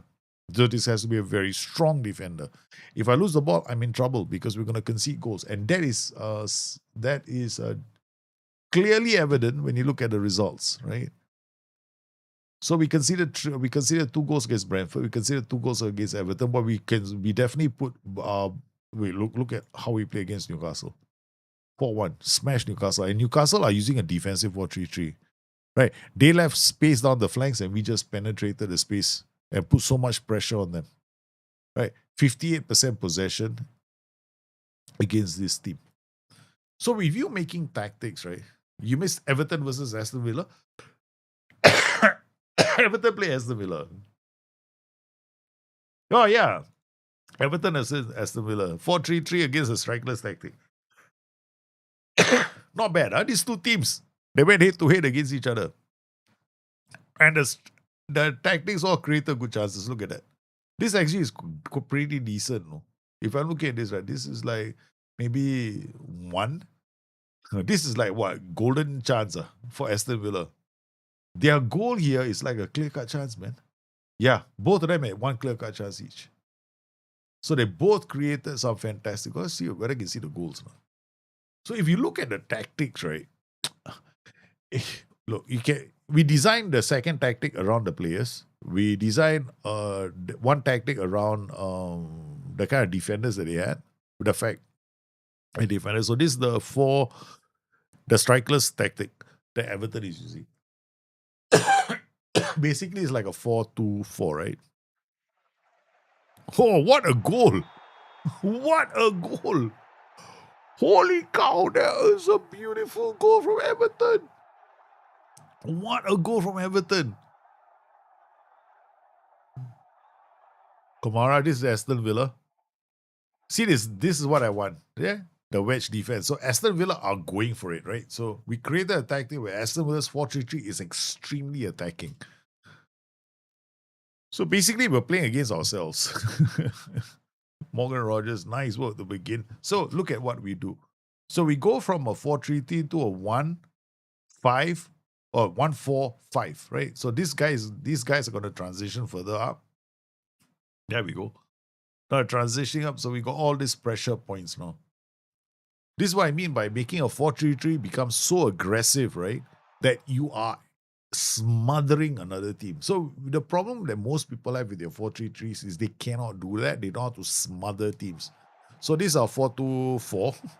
Yeah, it's the strikeless, whatever, Grealish went through. Oh my goodness, they almost scored. I don't mind this strikeless version. Okay, there we go. Look at how we are when we don't have the ball. This is what I wanted. No? A very aggressive presser, forcing Martinez to play the ball long to our defenders. Remember what I said about our team, Everton? They are not very good in the area to defend. But if the ball comes at them over the air, they might be able to do a job. Yeah. So ball comes up and they got to defend. You know what I mean? So we created a tactical system that's more suitable for Everton. So we looked at their team and I identified their strikers and went, okay, their defenders, they're not very good at, defending in the area. But if there's a ball in the air, they'll be decent enough. So this is how when you look at your teams, right? You should evaluate your teams in such a way that it makes it, you can design a tactical system for your team, right? So we had two tactics go head to head against each other. We had this, our super camper, plus this is another. It's not a broken strikeless tactic. Because out of possession, I'm playing a 4-2-4. In possession, I'm playing this. A shadow striker, free roll, winger. Essentially, what I'm doing in possession is I'm trying to create, making sure that my weaker team can transition up the pitch, right? And not lose the ball. But when we don't have the ball, it's all about pressure. And we got nothing to lose. We just want to put so much pressure on them that they have to clear the ball, right? The rest defense is very high. Yeah, very high. Because the higher, it doesn't matter. The defensive height of your rest defense is not nearly as important as where the players are doing the rest defense, right? If your players are in the 3 zones, you're still safe. Because you have to understand where are you applying pressure. Like with this team, I'm applying pressure on them when they build out play. My out of possession, right? My out of possession is you don't have the ball, right? So the opposition must have the ball, right? So here we have all the players. But these guys, what they do? Their job is tracking wingers. They're not going to press. They're just going to be sitting on the fullbacks. So we know where these guys are going to be. And what are these guys doing? Just sitting back and waiting for the ball to come over the top. I'm hoping the ball comes over the top. I'm really hoping the ball comes over the top because if the ball is played on the ground, I'm in trouble. Okay, so this is like a gamble I'm doing. This is, I'm a weaker team, so I have to gamble, right? I'm gambling. Everton decided to gamble against Aston Villa. If Aston Villa had decided to play the ball on the ground, which they tried, they still walked away with a point only in this game, which is not bad. Let's look at the other games, right? So let's look at the other games. I'm not happy, this is what I mean, right? I want to see how my tactics would do, right? So we want to see how the systems would do for the teams that we created these tactics for. And we created a tactic specific to each team, right? Based on the players that they had. So this is our corner routine. This is my corner routine now. Okay, now it's reset. This is what we call the reset phase because the players are going to the defensive positions. So look at us, right? So this is us putting pressure. Boom. Okay, that's them. Oh, Newcastle away. Newcastle scored a goal here, right? Must be. This must be Newcastle's goal. It must be a Newcastle goal. Look at the way they're coming at me. Oh my God. Oh, yeah, Newcastle's goal. Newcastle were the first to score.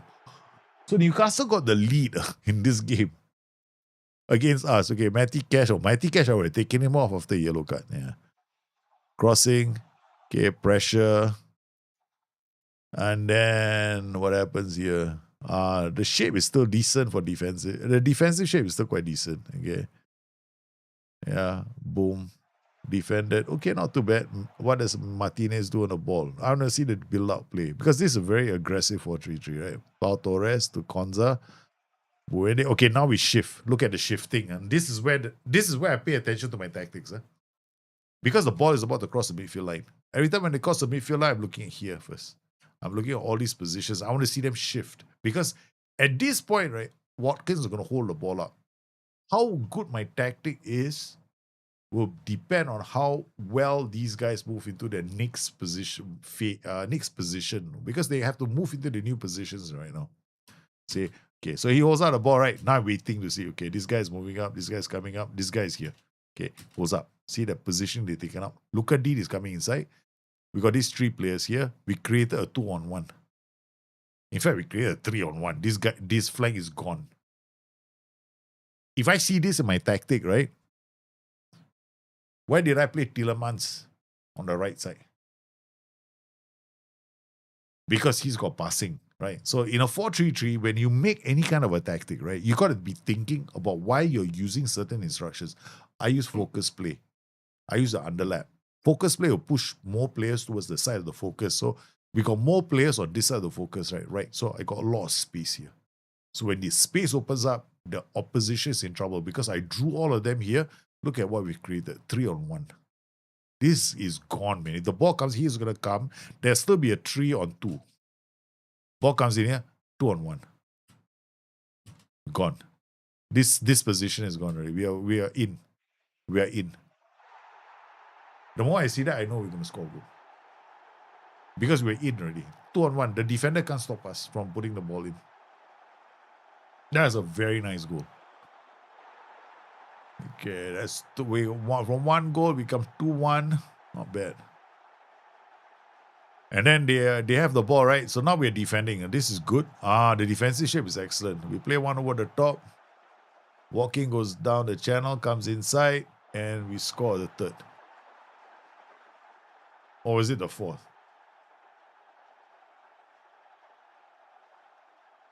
Onana, the Torres. One-man defense. We're coming up soon. Okay, there we go. One-man defense. This is what I like. I love these guys.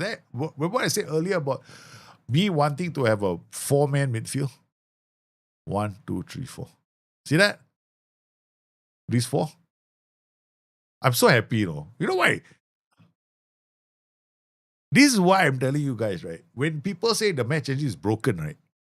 I cannot agree with them entirely. I know that there are issues with the match engine. There are definitely issues with the match engine. But if I can make the tactic play exactly the way I want, is the match engine broken then?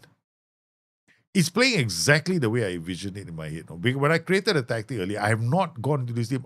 This was all done. I have witnesses who were aware of what I was doing. They are not football manager players, but they were all wondering what I was doing because showing them I was actually setting the save up. Say I'm setting this save up for my stream later. So they all asking, what are you doing? Then I say, they all couldn't understand what I was playing this spreadsheet game. They all like, what kind of game is this? They were like, because they wanted me to play Diablo. They're trying to get me to play PvP. So I said, no, I have to do this. Okay, I have to do this. Okay, this is important for me. All right, so this is the exact shape I wanted my midfield to be. See, remember I said earlier about this, we're going to have the box-to-box midfielder, one of the midfielders going up, attacking midfielders coming up, right? So, and then this guy's going to go wide, right? And I needed this guy to come to set the exact positioning. Because he's offset to the right. He's in the middle. Look at that. He's offset to the right. He's got the ball. He's a libero. Where can he release the ball to? We got 3-on-1 here now. Gone. The flanks open up already. Because they are forced into giving me space on the flank. That's one of the reasons why I'm playing with the work ball into box and low cross. So when you play work ball into box with low cross, right?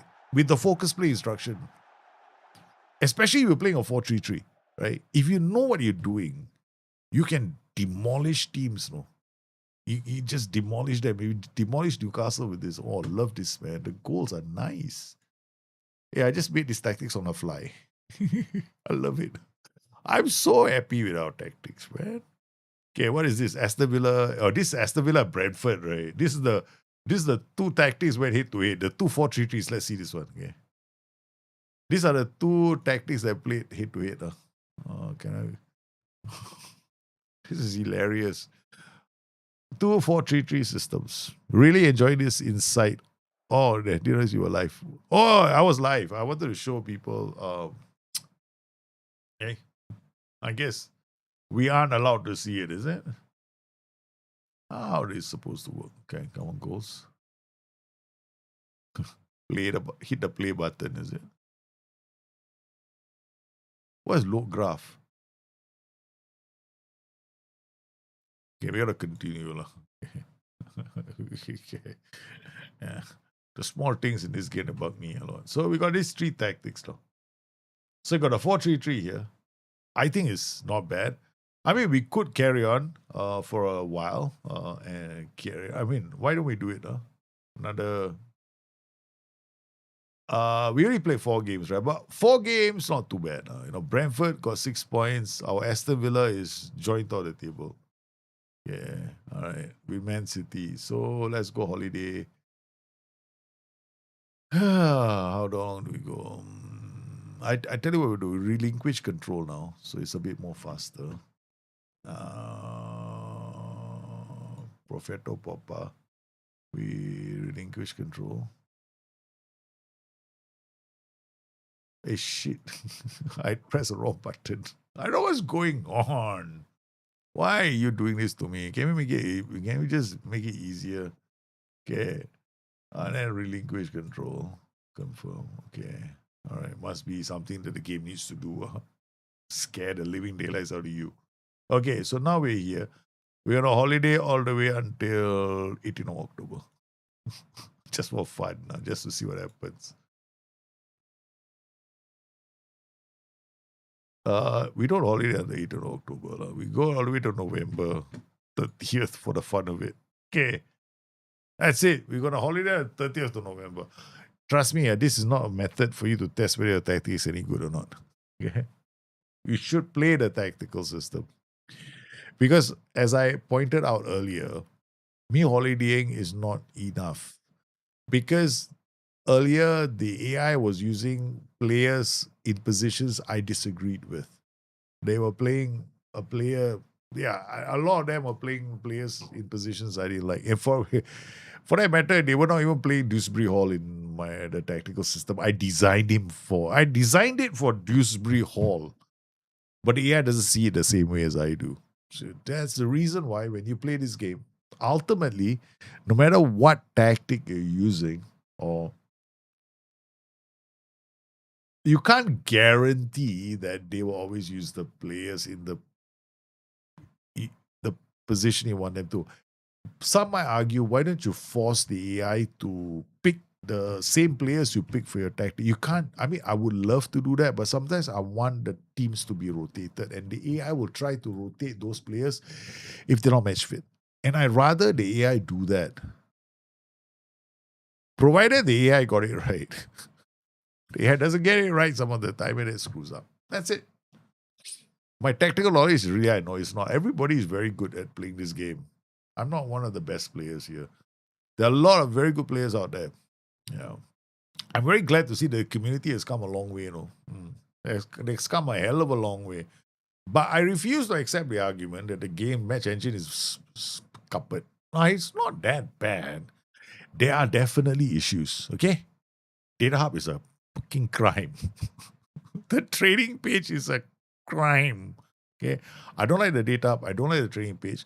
The very fact that there are no pass maps pisses me off.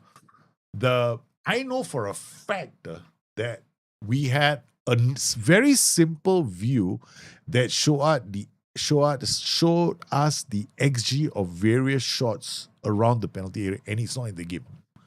Because it was there earlier and he left. No, it was there for a short while and he went in the patch. So we went from patch to patch. He went. So that information is in the game, but we can't extract it. So I get very angsty about all this. So it just means that tactics aren't fun to me. I mean, for me, it's. I'm gonna sound very cocky when I say this. Okay.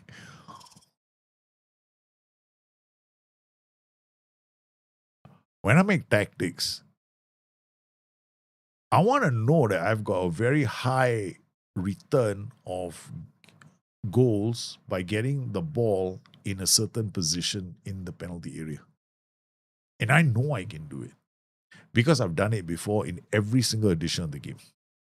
And sometimes it has created some obscene numbers in the game, like 40% cross conversions. Or my average XG for my best chances is even higher than a penalty. Because I was getting like 0.83 XG per game. Every game I will create 0.83 XG chance. And that's like literally better than a penalty. It's like a tap in, or the goalkeeper is not in the goal, you're just tapping the ball in. But the problem is right now we can't get those kind of numbers to help us when we're designing tactics. And that's pissed me off. Yeah, that's pissed me off to no end. Because we need those numbers. Because come on, when I'm playing a game like this, a simulation game, I really want to, light my ego on fire. Who doesn't, right? We play this game because we suddenly believe we're better than the real life managers, right? That manage us.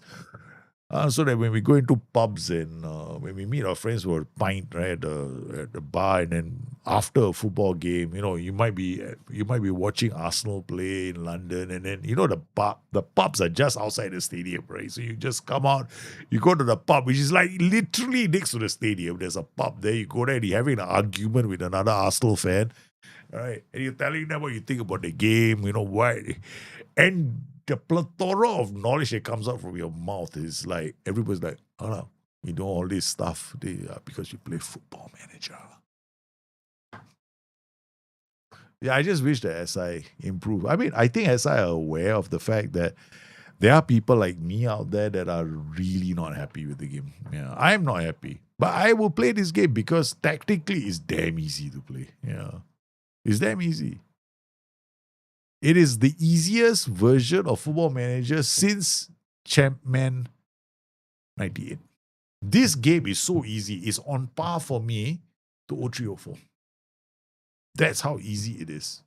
0304 was so easy, I stopped playing the game 1 month into the game. This game, I literally stopped playing this game like about 2 months into the game. Yeah, it was that easy. I couldn't play it anymore. It was like, what's the point of playing the game? I mean, so I needed to come up with challenges, right? So that's why we came with the Nottingham Forest challenge. Then when the international management mode came out, I wanted to win the World Cup. And then stuff like that. But then it kind of rings hollow after a while when you've done all that. It's not something that you're like, oh my God, I want to play the game because I haven't achieved this. I haven't gone to the Champions League.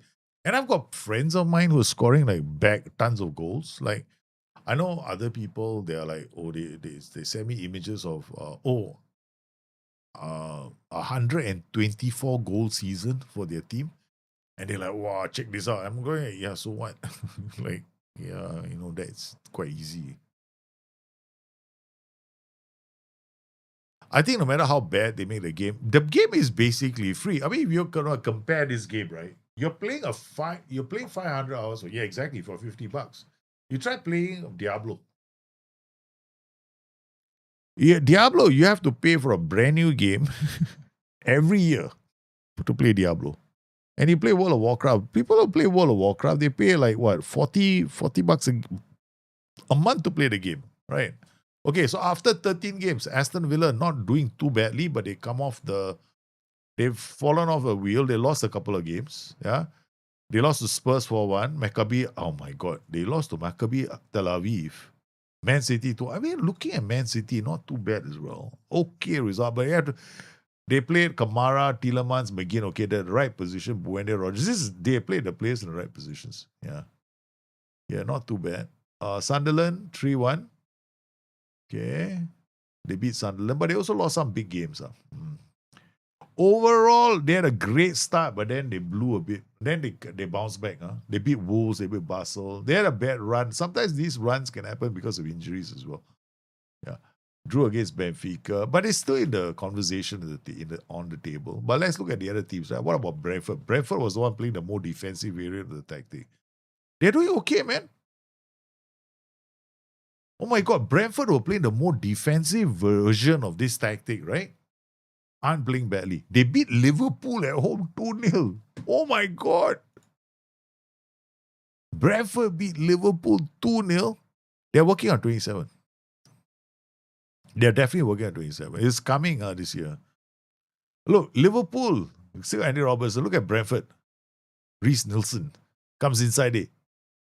looks up, and Ike, oh my God, what a goal. I told you, right, what we did with this tactic, we modified it slightly, right? So the fullback will start scoring goals. What do you do? The fullback scored goals.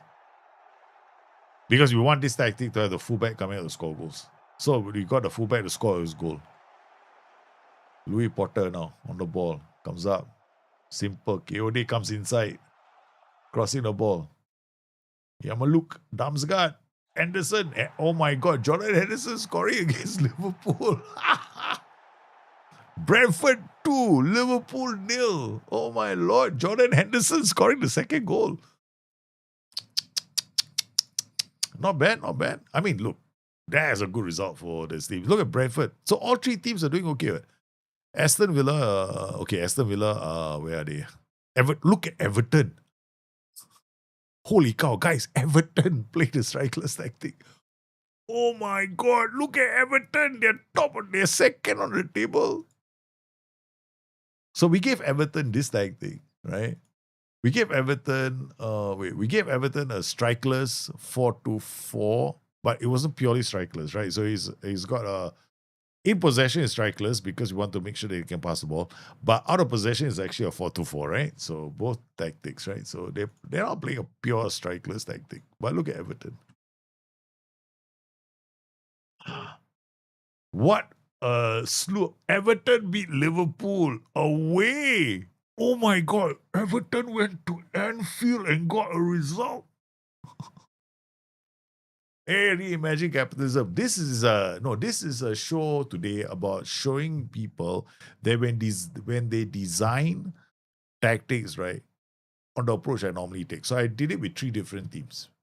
So for each one of them, I created a tactic after analyzing the team, right? So I shared the analysis earlier on in the stream, and right now, what we're doing towards the later end is I'm just holidaying through to see how the teams will do with the assistant manager now playing the tactics, right? So the assistant manager is now playing the tactics. You want to see which of these 3 teams do well, and all 3 teams are doing reasonably well. Everton is outperforming all expectations. They are second on the table. Aston Villa had a very good start, but I think they had an injury or 2, and then they struggle, but they're still in the conversation. There's some very good results. But look at Everton, man. Oh my God, Everton beating Liverpool. Everton smashed Liverpool. So this is Everton's system, right? Or now they play Dewsbury Hall. And this is when they don't have the ball. So when they don't have the ball, they're like this. When they have the ball, they're strikerless. They also won 7-2 in the other game. Yeah, they smashed a few teams along the way, Everton. Everton playing quite well in this thing. Okay. They beat West Ham 7-2.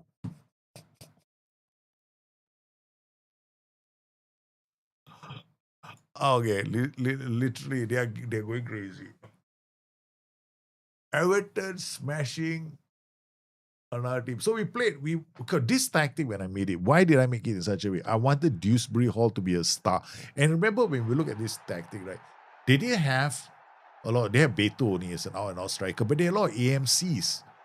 And then how do you fit so many AMCs into one tactical system? So in possession, we can fit 2 AMCs in this tactic now. So we play them out of possession, they play with 2 AMCs. And then in possession, we just tell the 2 AMCs to go and hunt down the players' outlet centre forwards, and it worked.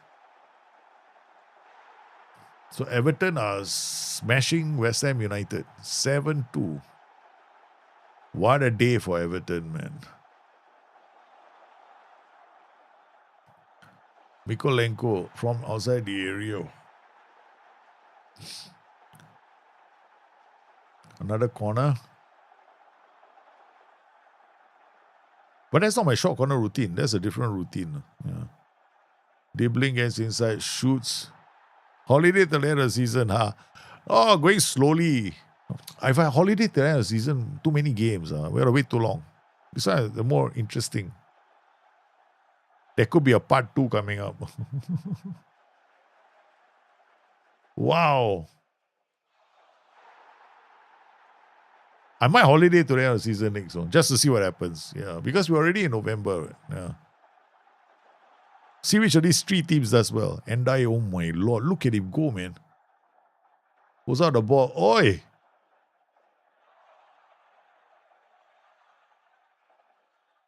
Oh, this is when West Ham must have scored the goal. But quite a lot now. Yeah, not too bad, not too bad. They're not playing badly.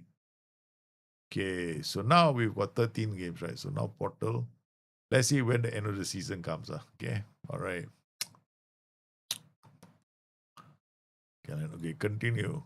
Calendar. We cannot address injury. Go on holiday. I actually could have gone to the fixture list, right?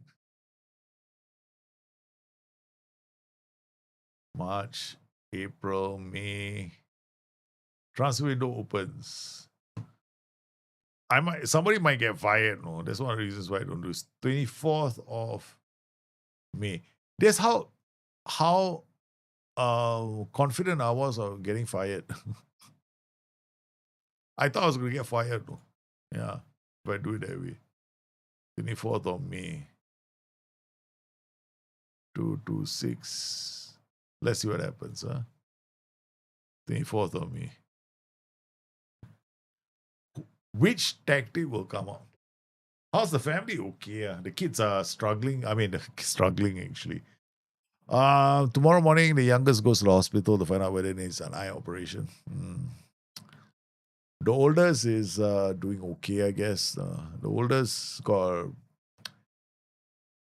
is a bit of a handful. He's got ADHD like his old man. So, and he has to kind of probably is my time when we ADHD was different because we didn't have like iPads and computers back in the day, right? So we found our own way to keep ourselves occupied. Most of us are either daydreamers or we had a very adventurous spirit. Okay. We were very mischievous, right? So they used to call us the mischievous boys, that kind of thing, because we couldn't keep still. We'd always be getting into trouble. But nowadays, the ADHD is different. They all like to be on iPads and PCs and playing games. So I'm trying to see whether I can snap him out of that and get him something else, to do something else. But yeah, it's quite a challenge. I've got 4 kids, man. Got 28. The oldest is 24. Then we've got 22. Then I've got 12 and 9. 4 boys. Yep. 4 boys, ladies and gentlemen. That's what I have. National service, correct. You're right. FM26 is harder tactics for this for me. I play meta tactic, can't get it to really work. I mean, I want to say away and pull it, but just because I downloaded Strikeless 4-4 tactics. So I use almost against every difficult, never play 4-3-3. I think Salvador, it's more a case of, I know people think that FM26 is harder. It's actually not. It's actually as easy as it was in FM24. The challenge is knowing what to do in the game. Because the problem is when you download a tactic, you're kind of playing, you don't really, the problem is this, right? When I make my tactics, I got a plan. I want this guy to go here, I want this guy. I know what I need to see for the tactic to work. My recommendation to everybody is generally is going to be understand what the kind of players you have and what you can do with those players. And then after that, understand what you're asking the tactic to do for those players. So, like in this one of my tactics earlier, I created a tactic in such a way that I wanted the fullback to score a lot of goals, right? So because he has got long shots and technique, and I wanted him to come on the inside and shoot a goal. So small things like this. Once you start learning once you learn the big picture of understanding your players and understanding what the instructions mean and how they play out, then you get better by putting in the players to fit the system, right? So the actual meta in this game is not a tactic. The meta has always been the players. So if you can see the players and you can tell from the players what you can do, that's the real strength in Football Manager. That's when you become very good at this game. Yeah. Because some people are going to say, no, you only become very good when you can make great tactics. Actually, that's bullshit. All tactics work. 4-2-3-1 will work. 4-3-3 will work. Why is it that I can make a 4-3-3 work and you struggle? It's because 4-3-3, there are so many permutations of the 4-3-3. Like I can make it more defensive, I can make it more offensive, I can play one defender in a 4-3-3, I can make the 4-3-3 play like a 2-3-5, I can make the 4-3-3 play like a 4-1-4-1, I can play the 4-3-3 play like a 4-2-4. So why is that possible? Because I'm changing roles and duties in the game, right? So sometimes especially with 4-3-3s, most people find it challenging is because it's actually defending with 7 players. And that in itself creates a problem. So when you're playing the tactic, the first time is defending with 7 players, only attacking with 3 because you don't count the goalkeeper. So you're only attacking with 3 players. So how are you going to score goals if only 3 players are attacking the opposition team? Would work great. So you need to push players forward. How do you push them forward? Most people will push it, end up exposing the wings, and that's when they suffer. I push it. I create a pyramid. So when I attack teams, instead of most players, they attack the team like this, right? Your strikers in front, right? So it's all coming up like that. Right? I flip it. I go the other way. So I go like this. So I attack more flat. So I got a line across their back line, and then it becomes like a V. So when you're going in, it's an inverted pyramid.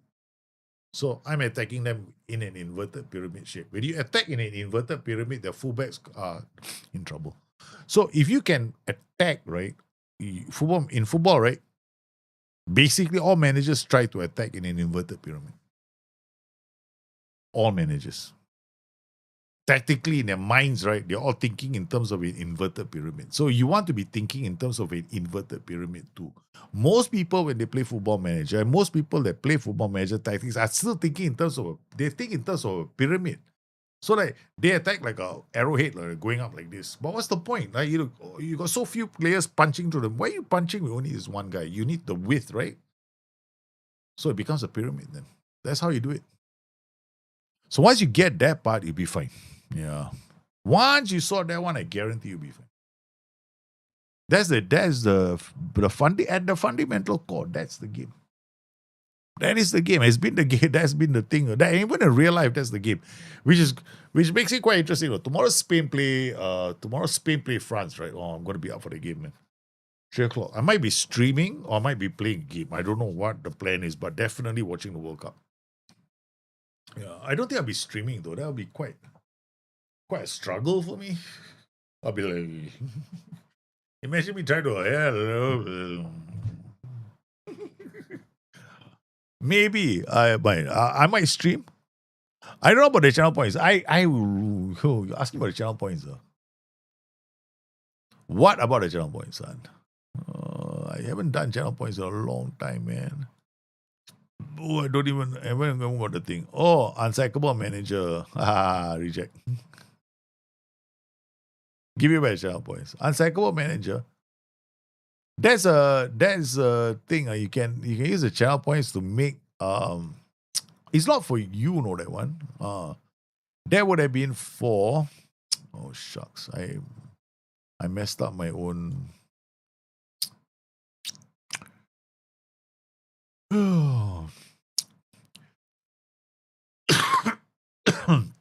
I messed up the whole view, my streaming view. That is for the challenge for the Nottingham Forest save. So it's meant for those guys who are doing the challenge with me, Nottingham Forest, because so that their managers don't get sacked. Because they're playing against me, right? So I'm managing Nottingham Forest. Tiki Press is managing Liverpool. Spurs fans is managing Tottenham Hotspur, and Godspurs is managing Brighton. So in that save, which is a stream save, right? Normally I play that save. I have no control over signings, so I cannot sign anyone in my team, right? But they can sign players in a team, except for this season. Spurs fan can't do it because I caught him. I caught him already. So now I think Godspurs is next. So every time I catch a human manager, they lose the power to make saves, transfers. Andoni Irola is talking about me, man. So now we have reached February. Okay, guys, I'm going to be back. This is going to be quite curious. I'm going to go to the toilet. I'll be back in a few. Look, I might be back in 2 minutes, 3 minutes. Let it holiday all the way.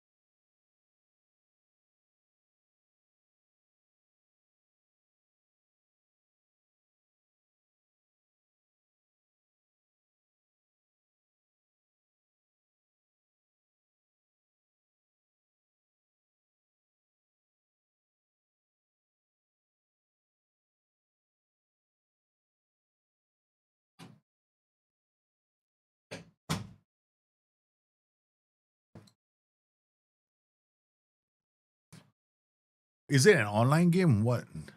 No, it's not an online game. No. I control the team and they control their players. So it's not an online game. But they take it offline now. There are three of them to manage the teams. But they have no, they don't play any matches. Yeah, they won't be able to play matches. I have the holiday like 7 games. But I play the rest of the games. So now we're gonna holiday and see what happens to our three tactics, right? So what will happen to these three tactics that we created for these three teams? Now, what we did was we analyzed the teams. Are you thinking of a secondary game as Wukong? What do you mean by secondary game as Wukong? I don't understand that question. I said a stream game, is it? A second game. If there's a secondary game, it'll be maybe Diablo or World of Warcraft. Yeah.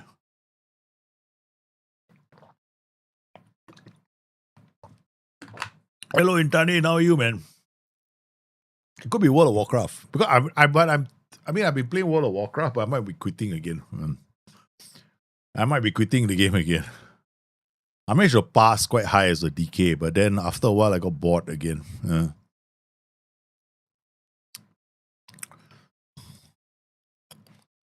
have to manage the team, man. You can come in on the stream. Let's see how we do. How this team does, right? I hope. Yeah, I did. Okay, good.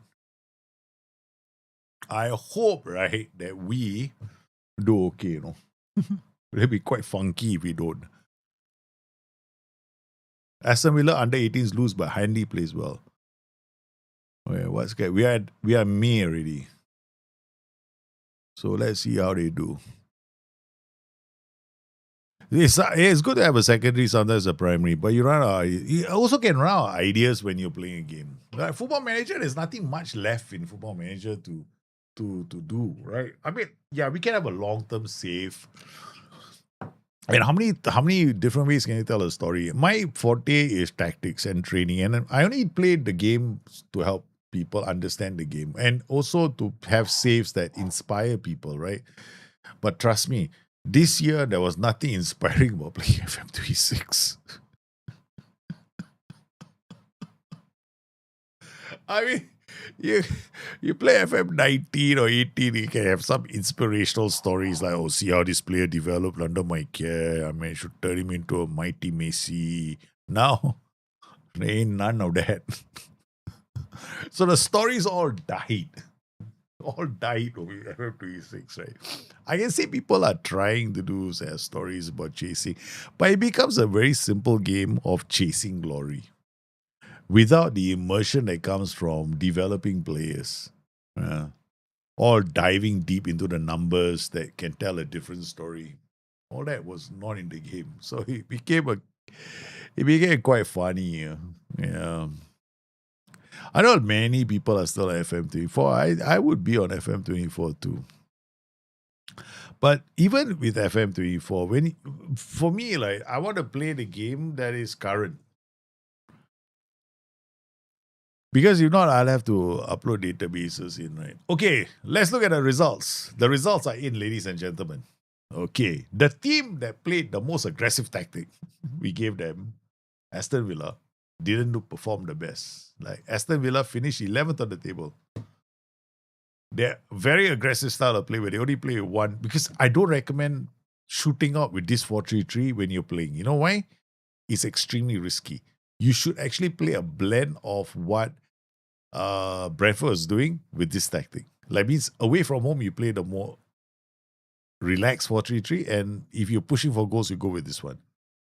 Okay, because you can see, right, Nottingham Forest away from home 5-2, Sunderland they beat 3-0, Spurs they lost 4-1, Liverpool they lost 2-0, Man City they lost 2-1.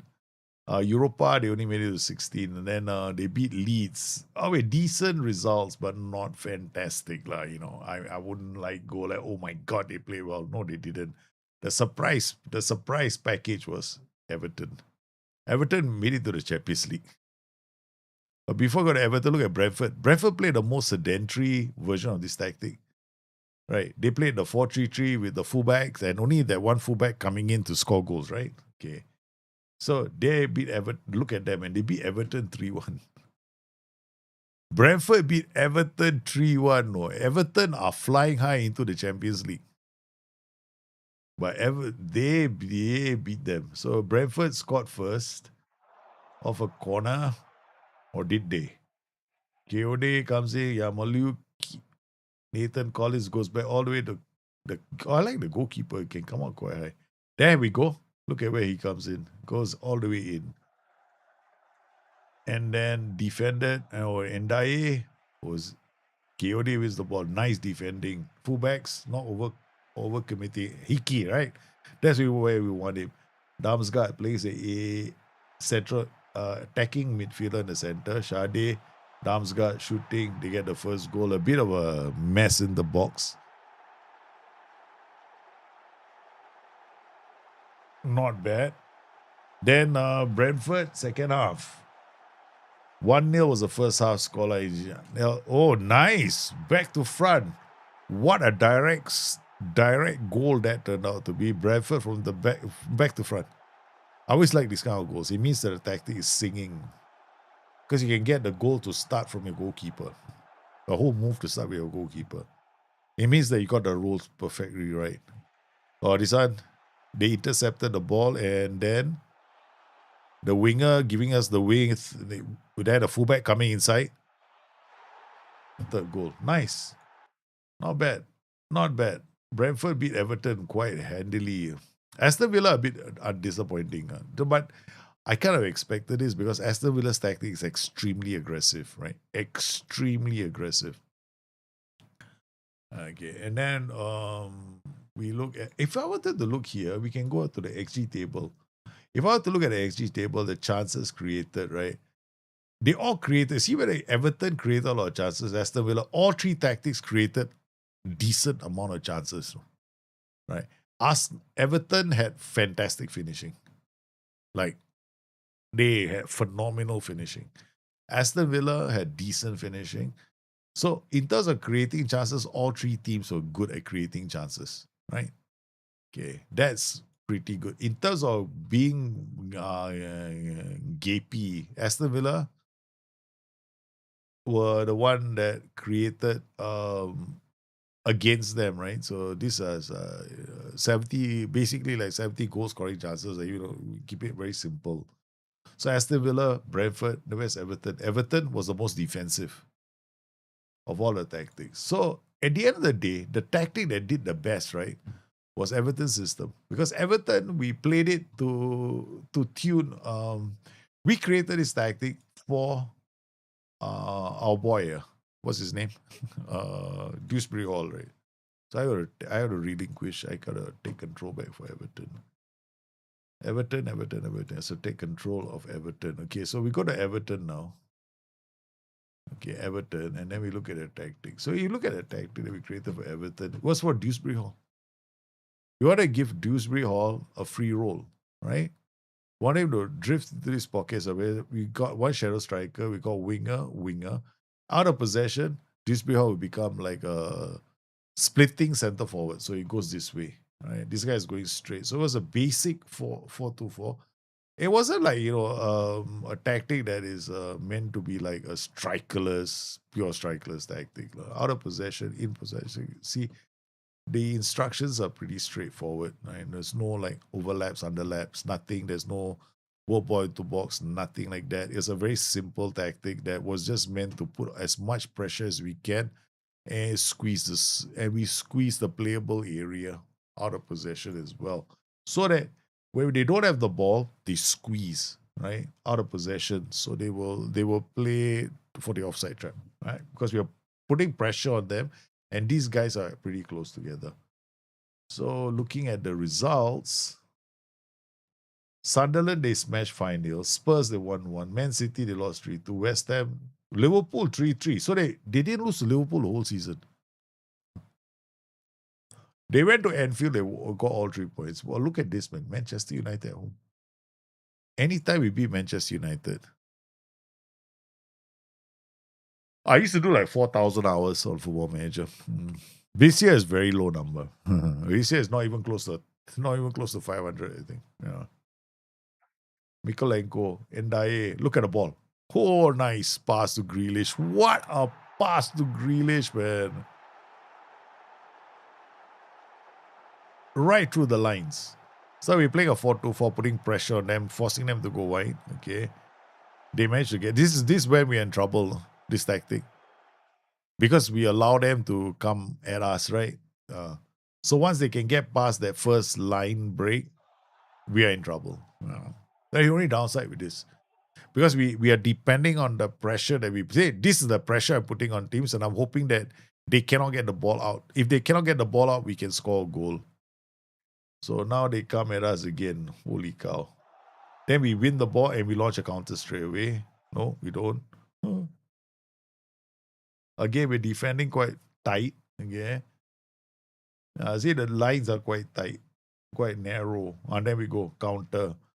So we go into a 4-2-4 straight away. It's like a very fast counter. Boom. So I like this one. So this is like a very compact out of possession shape. So in possession, we're like that. So we can pass the ball very quickly among the lines. And then, yeah, not bad. I say that on the whole, they didn't do too badly. So I would say that generally it worked, We created a tactic for Everton. We created a tactic for so the team that we had one Everton tactic, right, specifically made for Dewsbury Hall. Okay, but it turns out that Dewsbury Hall and Grealish kept exchanging position that spot, so it was fine in the end. Brentford and Aston Villa both use different versions of the same 4-3-3. This 4-3-3 is a bit more sedate, not as aggressive, but this was aggressive. But if you combine both these tactics into one, that means you play one home, one away, or you play one, you start a game and you will need to chase the goal, you go into that tactic, and then you drop back into the 4-3-3, then it'll be a very, very potent tactic. Because it will be, this is, wait, hold on, this is Aston Villa. Okay, so Aston Villa tactic is this 4-3-3, right? So they play like this, ACB. So what's the difference between this tactic and the other tactic? It's actually this role only. So if I wanted to play this a bit more safer, I will remove this because center back. It will be exactly the same tactic as the other one. Literally the same tactic. No difference between the two. And it will become more solid. That's it. So recognizing you see, you need to recognize what you can do with tacticals. It's like if I want to push for goals, I will go ACB. Then fullback. Yeah. That's it, man. So let's see. To answer your question, because I don't keep anything from people, I don't want to hide anything from people. You play exactly 439 hours of Football Manager. 439 hours. The lowest I played in any game. I don't want to play the game. It's just like, the game has got absolutely zero challenge for me. I need to be challenged. If I'm not challenged, I find it very, very disappointing to play a game. And I'm not going to lie about it. I'm not going to come out and make, this game is great. How can I,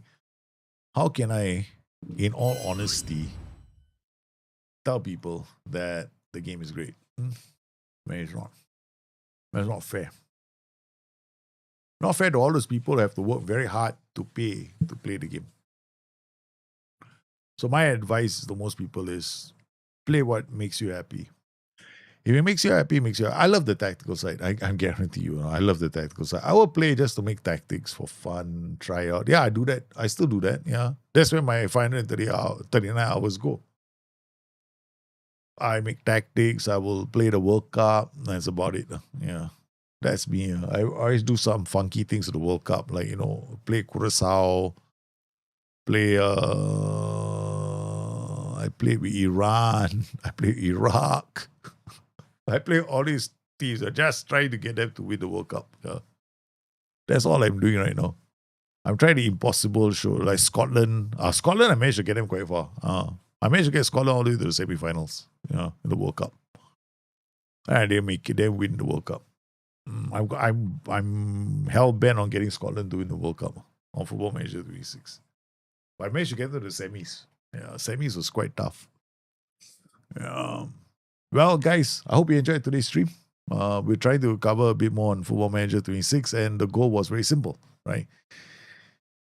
How do you make tactics? Where do you start? Right? And I wanted to show you guys that starting with you have to start with the players, essentially. What can you do with those players?